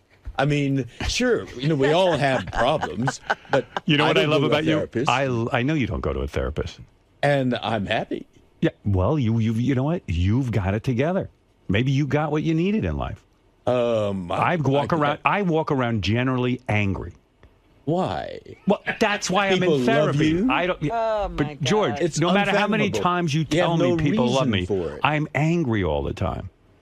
At what? At whom? Well, that's what I'm trying to get to. Yes. What is it? But if I knew the answer, I wouldn't be in therapy. I'm well, angry. then if you don't know I the walk around answer, angry like. "Arr." Why should you be angry? Well, of course, that's why I'm in therapy. That's We what I'm trying to love get. I'm trying. Yeah, you love me, but Yes. I've got to not be angry. Why? I mean, I don't want to walk around angry. George, you're not a good therapist. No, I'm not a therapist, and I don't. You're claim not. to, You're kidding. And it's beyond George, my you asked understanding. why I'm in therapy. I'm walking around angry. And I can't understand why you should be angry. That's why you go to therapy, because I can't understand it either. Well, I could find things, that I can't understand. Right. And I don't. So do you need a sometimes you therapist need? for Well, it. you don't need a therapist because you don't need answers. You're happy all the time. You walk around happy with Brad and those plays and sucking each other's dicks, and you couldn't be happier. Maybe dick sucking is what I need to do. Let me see your dick. Try it? Have you tried it? No, I haven't. Well, maybe you It's not might my find thing. happiness. Yeah, well, maybe. Who knows? But I mean, you were just flitting around with play. What'd you do last night? We had dinner with friends. That would from you see London. that would make me insane right Why? there. I don't want to have dinner with friends. Wonderful restaurant. At Columbus Circle. I just want to be alone with Beth at the restaurant. Oh, well, I want your friends gone. there are wonderful places where you can have just the two of you. Right, but that's what I'm saying. There's something wrong that I don't enjoy. My dinner with friends. Why do you not? I invite people over and then I wish they would leave. Now, do you think that's normal? No. No. Okay, so there's a problem. And have you thought on why you have that problem? Yes, that's why I'm in therapy. When I ask myself the question, I can't come up with the answer. I think you complicate things unnecessarily. Well, perhaps. Listen, if I was a guy who didn't have the means to go to therapy, or if I was, I would just live with it. I'm fine. I can function perfectly. I'm not a guy who's on medication. I function and I go through life like a dynamo, you understand? But I wouldn't mind settling down and enjoying some aspects. It's because you know that there are people called therapists. If you didn't know that, well, then you I couldn't wouldn't go. to it. Right. So I tried it, and it does help me. It helps me to understand It has myself. improved the quality But you of his still life. are angry, you say. I am angry. So That's right. It hasn't helped you. Well, it's helped me in other areas. I mean, he's less angry. Right. Trust me. Yeah. Say. I've never known you to be. Well, I mean, yeah, there are times when you are angry, Oh, yeah. legitimately. Getting for annoyed good with you reason. right now. Am I? No, I don't. Am I annoying you? Yeah. But I just don't understand this thing about therapists and people, how dependent If you they feel, get. yeah, I don't feel dependent. The problem is, I'm ready to walk away at any time. I think I don't need a therapist. Why don't And you? That's the Try it. problem. Because if I wasn't in therapy most of my life, and I'm telling you, I went through the motions. I want to be human and feel things. Do you understand what I'm saying? Yes, we I all want to do. be more involved with people. When I sit and talk to Robin, I want to be more like, I'm not talking about on the air. When I'm off the air, I want to be more there for her. Do you understand? Oh, but maybe because, the relationship and the conversations that you have on the air are engaging, interesting, and you really connect with people. Maybe you should But I need try to be there for my wife, too. Like, I'm a better husband because now I connect better with my wife. I hear what she's saying. Good. But that happened through therapy. That wouldn't have happened any other way. Oh, I'm sure you would have found a way to connect with people without the therapist. No. No. You do it. No. Goodness. No, I didn't recognize this in myself. George, you're killing us. We're boring Robin. And the problem is, you know what? He's right. I'm going to quit today. I think you should. That's right. All right. Because you have and the when stuff his in you. life falls apart, George, are you going to be responsible? When Beth I'm leaves so me- confident that he can handle it. Yes, But I will when take it falls on. apart, I always Waggle handle- your finger at me. George, I always handled life. I have no problem handling life. I can handle my life. But I'm I would like the absolutely quality of my life to be somewhat better. I understand where I'm missing out a lot. I see people doing things and reacting to things in a different way than I do. We all have. They're more connected. Like, there are some conversations that you have that I know nothing about and I have absolutely no interest in, and I just step back and listen to you. George, let me ask you a question. Yes. Do you have close friends? I do. People you call on the phone frequently and share your life with? We travel together, yes. Okay, ask Howard if he has that. Do you have that? No. You don't? No. Why don't you? I'm not interested. You're not interested in having friends? No. Why? Why? That's a good. Do you think that's? You think that's normal? Well, it's all. Everybody is different. You all have. I'm suspicious of everyone. Well, maybe that's a quality that you have. Well, that's right. I And don't you like might that. make Why your do I? peace Why with can't that. I? Why can't I trust a few people? Because we are all different, and we have this. But I don't brief like moment called our lives. I would ourselves. like to know why I'm different. Because you are, and Robin is different, and I'm different. Benji's different from each other. But what if I'm not? And that's what makes life and this world so interesting. So I should walk around miserable and angry. No. And not do anything if about it. If you recognize diversity, then you recognize the reality. But what do I do and be about happy. me? I recognize diversity. I recognize that you're happy, and I recognize that I'm miserable and angry. So But you why shouldn't I aren't. try to work on that? It's not life-threatening. It's not that I can't go through life. I Yeah. can function. Look at me. I'm a dynamo. There But are I would like to understand myself and open up a little bit and not be so angry and miserable. Maybe you should take some time off and meditate, ponder on. I do meditate. You- I've been meditating since I'm 18 years old, and that's helped too. Good. These are good. things I do to help myself. And you think that work keeps you from having more Work of makes that? me nuts. Well, work Everything makes me possible. nuts. Everything irritates me. Maybe you should quit work. I You're was going to comfortable quit enough. work, and then I was afraid because I figured I'll be miserable there too. I wanted to quit. Maybe you might make peace with the fact that you what about are what a am I- miserable type. No, I don't want to walk around miserable. I want to get better. Well, do I want to be more than what I am? Sometimes I do. But, you You make couldn't your be peace any with more who you annoying are. right now.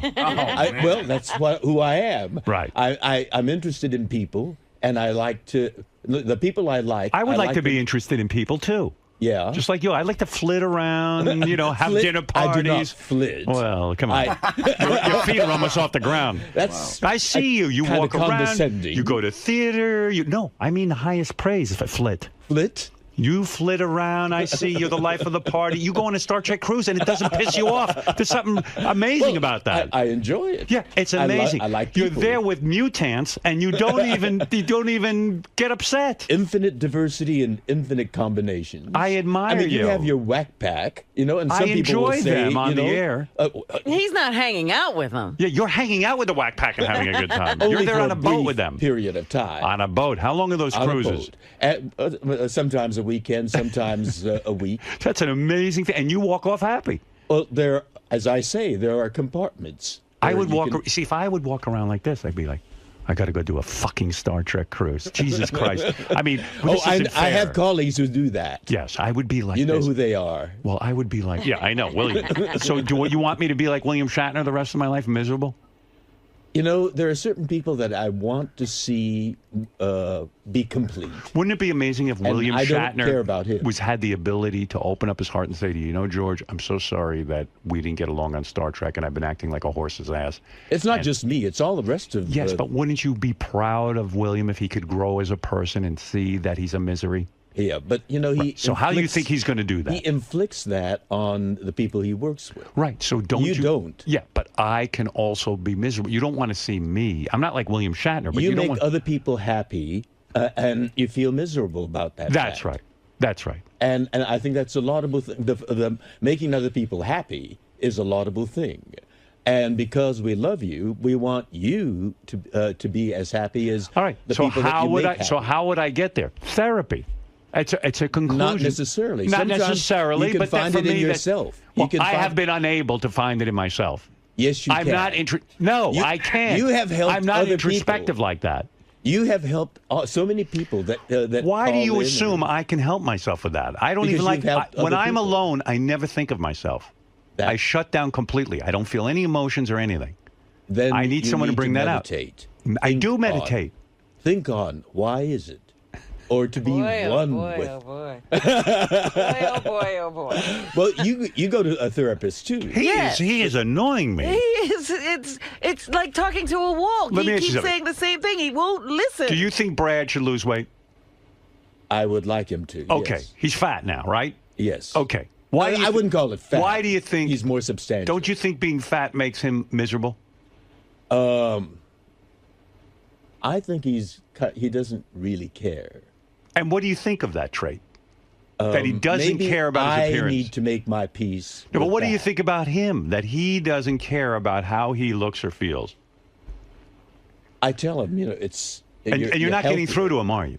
What? You're not getting through to him. I'm not. So don't you think, no matter how much he thinks about it, he's still in a bad place? And maybe if he went to a therapist, he could work through why he's eating so much? Maybe the problem is with me. No. Maybe I should accept him. You're as not he the is. no. That's Maybe, not the problem. His father was slim. His brother is slim, and I don't know why he. But you know it's not healthy for him. And if he wants to change that and care, wouldn't he need some help with that? Of course, he can you meditate think a all day. therapist will get him slim? A therapist could say to him, "What's going on?" and let's take a look at this. He's had a trainer, and that didn't work. Right.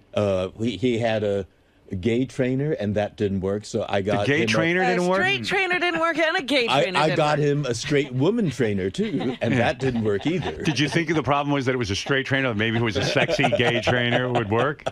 Where did you find the gay trainer at your gym? Oh yeah, You knew right away he was gay. Oh, he was open. And what was your theory about that? Getting him a gay trainer, that maybe it would motivate him to be with another gay man. And there are other guys that look good. Right. That didn't work, and I thought maybe he needs someone that is straight and a woman. Right. So that all that element is gone. The thing of sexual attraction. Right. And that didn't work either. Well, maybe and you she need was therapy. Good. She was tough, but she was friendly. Did you ever consider therapy for him? No, I did not. Do you ever consider therapy for yourself to get over the hang-up that he's fat? No, I did not. So there you go. Maybe you need help with that. Yeah, maybe. Maybe you both need a gay therapist. Think about it. All right, good advice. We will look into that. I'm in the George Takei loop. I know. I love him. Can we bring back internment camps and put George in one? Oh, Jesus. Now, there's a mouse wheel that we can run in, yes. No, you're a tough guy to argue with. I bet you. Now I understand why Brad's Poor eating so Brad, much. yeah, if poor he's Brad. got to argue with George. You're tough to argue with. You really are. You're a taskmaster. Maybe you're a tyrant. too single-minded, and I think I'm right. I'm surprised you're not open. I'm surprised you're not open to these things. To therapy. a therapist. I would think you were. You're so progressive. Well, I see you as someone who has it all together. Yeah. But I don't. But It's just an because you illusion. see him that way doesn't mean he feels that way. Yeah, right. And I can't understand what goes on in his mind. Listen, I'm not a complete fuck up. I could get through life without you're therapy. I brilliant at did. it. Listen to me. I go home, I relax, I do.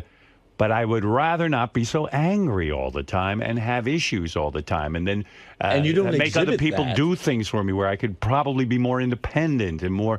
I don't exhibit that on the air. You only see me on the air. Here I'm a god, but when I go home, I don't function so well. Do you know he doesn't know where he lives? If he was left out on the street, he couldn't find his way home from here. I don't know how to get here. I don't believe that. Yeah, that's He true. can. Put me and on he the street. doesn't live that far If away. it weren't for Ronnie driving you, couldn't get home. I have no idea. Now, that's something wrong with If that. we put you out of the I would building- never get home. I would never see home again. Now, there's I something feel a wrong little with that. tugging at my leg. No, it's true, George. No. I don't even know where this is, where we are right now. I don't know what floor we're on. I don't know how we get here every day. I don't know how I get in the building. I just get here. Someone in other words, brings you here. I'm like a baby wrapped in a blanket with There mommy you are. taking me around. There's a problem. That's you the feel problem. Like you don't have control over Right. your So life. how do I get rid of that? If I keep buying into that, it's a good thing. Get rid of Ronnie. Right. Get rid of all Then the we'll people never who see him. guide you He'll and never direct get you. here. How will I And get you here? You are a very self-reliant I'm afraid guy. to make the move You to get will rid of find Ronnie. your way around. You will. If I get rid of Ronnie, you mean I gotta? What am I gonna do? You will. You'll ask people. People will. Well, you And you don't walk wanna through give, the street? Give your address, Right. Whatever, dude. Oh, you're going to ask people? How's he going to ask people where he's supposed to Ronnie, sorry, you're fired. go? Did you hear what he Ronnie, just said? sorry, I lost you your You'll ask job. people. He's going to have you asking everybody on the street where to go. Right. Wow. We're too dependent on others. That's right. We can be self-reliant. I'm too dependent on others. You are. And Listen. maybe that's why Listen, you're like, angry. I'll give you an example. You're frustrated. Like this Jackie used to abuse the shit out of me. Oh, God. You know, I mean, ask Robin and Fred. I mean, he would constantly this, that, and the other thing. And I figured, well, I can't get rid of Jackie because I need him. You know, anyone I have, all of a sudden I develop a dependency. Mm-hmm. I can't do it without him. I can't do it without Fred. I can't do it without Robin. Can't do it without. I need. Mm-hmm. Now, Robin's case, it's true, and Fred's it's true. But all right, Jackie, and then Jackie would, you know, he would be like, "Hey, man, I'm walking out. Fuck you, fuck you," and I should have just said goodbye. Goodbye. You needed him. I didn't, but I think I need people. Yeah. I think I need everyone. You understand, George? That's it. I don't want that anymore in my life. You have a dependency syndrome. That's right. I'm a people addict. I need people to do things for me. I want to be a strong, independent man, and that's why I go to therapy. I want to be a better father. I want to be a better husband. Doing it on your own without the therapist? Yes. Because you Yes, can I do told you I shut down and I don't look at myself. But by the way, George, if he has no idea how to do this, how could he work on it on his own? I need a teacher. Well, maybe, you know, I mean, that's the other part of diversity that I need to respect. Some people need that kind of crutch, which that is. Oh, it's not a crutch. Why is it a crutch? When you don't See? know a language, Yes. you go to someone who does know the language Right. to teach it to you. If you wanted to learn guitar, translate for if you want to learn guitar, you'd hire a guitar teacher, right? That's right. Right. You want to learn photography, maybe? I mean, high-level photography. You go to college or a photography Right. school of arts or Right. something, right? You want even to act. Did you go to a teacher? I did. You did. Why? Why didn't you do it on your own? Because I want to, you know, get guidance, get wisdom that I don't have. Well, that's what I wanted. I was after wisdom and guidance. And it hasn't worked. It has Been at it worked for to a degree. 13 I'm not years. completely there yet. You think you are improving? I because think of I'm that? improving. Yes, I Oh, do good, think I'm good. improving. Well, then I accept that. That's it's obviously helpful. Man, he's a hard sell. You're a hard sell. It's right. You know what it is too? I think. I mean, no disrespect to George. Generation? It's a generational Yeah. thing. Yeah. You ask anybody over the age of 70, they look at therapy as like verboten. I think you're probably right. Yeah. My parents are like that. Yeah. They think there's something wrong. Yeah, I think really all wrong. World War II generation people have this. You buck Suck up it and up you do it mentality. yourself. Yeah, because my mother's like that. She's And like, parents you who- going to therapy? Oh, very good. What are you going to talk about? Me? I go, I guess you do come up. But, I mean, it's not just about you. It's really about me. Oh, yeah, the you need... generation that you went need, through the depression. Yeah, they you did it need on their own. therapy. Believe me. I mean, your father and I never had therapy. I mean, you had a terrific life. What are you worried about? I go, well, that's just it. Maybe things weren't so terrific for me. Oh, so what? We weren't any good? I mean, listen, your sister and you, we put energy into you. Maybe I wasn't the best mother, but I'll tell you this. I practiced every day what I preached. I tried to give my children an independent... Good for her. I'm telling her I have a problem. She's telling me about her. That's my problem. Maybe I'll suggest that Brad get a therapist. Maybe he'll be. And if he's an Adonis, he can thank me. He was. There's no reason why he can't. How old is he now? This guy. He is 57. 57. He could get himself into shape. Yes, he can. I know he can. I didn't know you were dating a much younger Yeah, man. I didn't realize you would rob the cradle. Not really the cradle. It's almost a 20-year spread on you two. 17. Nice. Some friend. He's a chicken. Look at you. When you met him, how old was he? He was in his 30s. Oh, and you were in your 50s. Mm-hmm. Yeah. Early. It's like kind of like me and Beth. I mean, that's a prize when you're in your 50s and you have a 30-year-old, right? He was a champion marathoner. Wow. Boy, you must have died and gone. You must have been flipped. You must have been dropping a load a day, huh? Back in those days, right? Many times a day. What? Many times a day. Like he'd blow you several times a day. Would he ever blow you in a restaurant or something? No. Like would he ever? We weren't like Teddy Kennedy. No. Did you ever? Like it was always discreet and in the house. Absolutely. Yeah, because I mean you weren't out of the closet at that point. Sometimes in the park. In the park, he'd blow you? Where? How can you In do the that? car? Well, Griffith Park, we have mountainous areas. Oh, you be in a public park. Well, So yeah, this but not Adonis in a public part. So this Adonis, ripped young guy was blowing you a couple of times a day, and you'd be in the park and you'd drop trow, and he would just suck your dick, right? Wow. No wonder you're upset. That's why he's in love. He thinks back to those times. Then I was in lust. Right. And then the love grows. Right. You love him as a person, but it wouldn't be bad if he blew you once in a while and you had a flat belly. I get you. That would be nice. Yeah. I hear your have pain. memories. You do. In fact, I have a painting. I know of him That's nude. right. Do you ever jerk off to the painting? No. No. It's in the bathroom, in the shower. So he was like your trophy wife, He was. But now he's a chubby trophy. I have a lot of him now. He certainly do. Wow, I didn't realize. You didn't. Maybe this is his fuck you. Maybe to you. that's why. Do you ever think that this is a subtle fuck you to you? Like not that he hates you or anything. He loves you. But you get all the attention. You're the star. You're the George Takei. You're Sulu. You're the. Do you ever think he just says, you know what? This is my way of getting equality in the relationship. I'm testing to see if George really loves me. Like, was he just after me because I'm a piece of ass? Or maybe he's trying to drive him away. Well, maybe he's testing. Did you ever think of that? I never thought of that. So if he's trying to drive me away, is he, Fred? Well, if It's possible. that's why he needs therapy, because he's got to figure out why he is doing this to you, why he is getting fat. He may get fatter. Right. Oh dear, no. He won't Is he go the to size that of Kirstie Alley? Because I haven't seen him in a Oh while. no. Oh no, he's not. He's not that. He hasn't gained any No. more weight since we last saw him. That's right. He's steady. stabilized it wherever He's he been is. very steady at weight. Yeah. What if he gets up to Kirstie Alley size? Can you stay with him, or are you just going to be disgusted?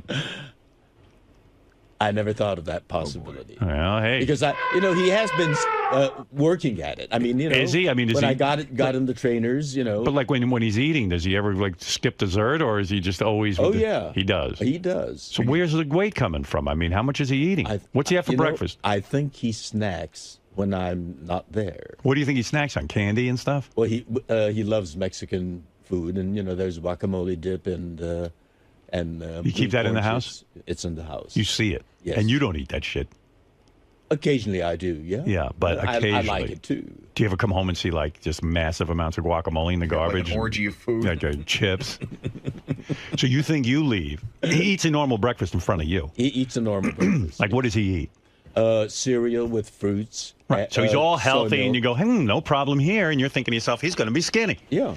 He eats the same food and same quantity that I do at breakfast. Oh, well, he's chowing down at some Sometimes point. I don't see him at lunch, so I don't know what he has. It's weird. You're hiding jerking off from him, and he's hiding his food. Everyone's hiding. Don't you think there's something wrong with that?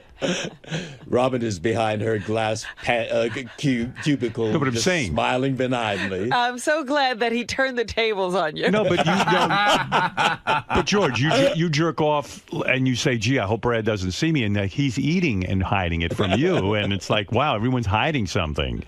So That's not healthy, is it? No, when you're on the weekend and like let's say you're together for the entire day, so you eat the same things, and then he must like kind of mosey into the kitchen and grab the guacamole and chips, right? Yeah. And when you're watching TV or watching a movie together, does he ever like grab a bag of something to eat? It's not that obvious. I see. I mean, he doesn't. He's a closet eater. He's a closet eater. Mm-hmm. When we're doing things together, he doesn't do anything noticeably indulgent. Right. Interesting.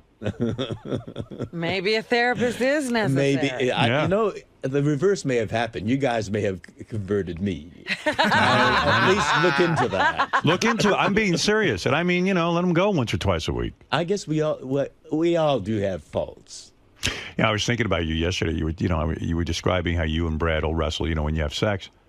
And that how suddenly on Sunday his mouth ended up in your asshole. And I was thinking about that because I was talking to Beth about it actually. Oh, you were? Yeah, and she was What like, was her "Wow." opinion? No, she was kind of like, like, "Wow." I mean, what goes on there? All of a sudden the mouth is on the ass. I said, "Well, the way George describes it, when they're wrestling, somehow you just kind of end up in a place and then you go for it." We don't end up like that. We're wrestling, and sometimes the head goes into various places, and he might, give it a lick. Which is kind of, surprising. And well, that sounds good. It sounds like he's good in bed when he gets motivated. He is. Yeah, but once a week. He used to blow you when you were just hiking. Sometimes we have it more than once. Why do you think he cut down the quantity of sex? Did he feel like... why do you think he did? Well, it's not just him. It's both of us. I think, you're as almost you both. age, You're both almost not gay anymore. It's like you almost asexual. Are they just friends? No. We have some surprise events. But do you realize if you cut out sex once a week, you wouldn't be gay anymore? You wouldn't be gay. No, because being gay is an orientation. Right, I understand. And, but like we could be in a restaurant and a handsome guy comes walking by, and then you know the you're gay. eyes Right. kind of Did you and follow, Brad and ever I get a kick in the shins? But do you and Brad ever discuss like maybe bringing a guy like that home and like sprucing things up? No, because Brad's the one that's particularly strict on fidelity. Right. You would be a little open to dalliances. Well, my eyes wander, Right. but that's about the extent of it. Right. But you would open it up maybe to another guy or something once Do in a you while. think that would harm your relationship if there was? I do think so because Brad's very sensitive. But if Brad could handle it. Could you handle watching? That's a big if. Yeah, but I just want you to imagine for a moment. But George, do you ever could you handle Brad getting a blowjob from another guy and you watching? I don't know. Think about it. Think about it. I want you to look inward. I want you to think. I want you to you're meditate you're in the bedroom. You're in the bedroom, and Brad. Oh, the table's turned. Let me paint a picture for you. All right. You're in the bedroom. Mm-hmm. You're fully nude. Mm-hmm. Suddenly, you're not included. Brad and this young 25-year-old man who he used to model for a living and still occasionally does. He's blonde. He's very, very muscular. A beautiful ass. Big, thick horse cock. All right. All of a sudden, he looks over at Brad and he says, Brad, I'm so attracted to you. George, do you mind? And then he begins to kiss Brad and then I would suck horn on. in. No. The guy says it's not for you. And he begins to suck on Brad's penis. And then you know what? The next day, Brad and this guy get together without you. Can you handle that? I know I can't. You can't? No. Are you serious? I may want to join in. Right. I mean, I think I can handle that. The So, two of us. And what having if a Brad... threesome. But the danger is you could really fall in love with the 25-year-old. You know that. It could happen. It's very risky stuff. I fell in love with someone 17 years younger. Yes. That's right. You're an animal. No, but What if you? What if Fergus you starts to kind of not cool, but to get warmer as the years go by? Did you ever say to Brad, "Why do you think you don't blow me anymore when we go hiking?" Well, because the appetite, isn't as diminishes. intense. What if you go into therapy and Brad's getting a blowjob from another guy while you're in therapy? That would be really messed up. What if you guys go in Then therapy? he'll really be against therapy. Is that the kind of question that I'd be getting from a therapist?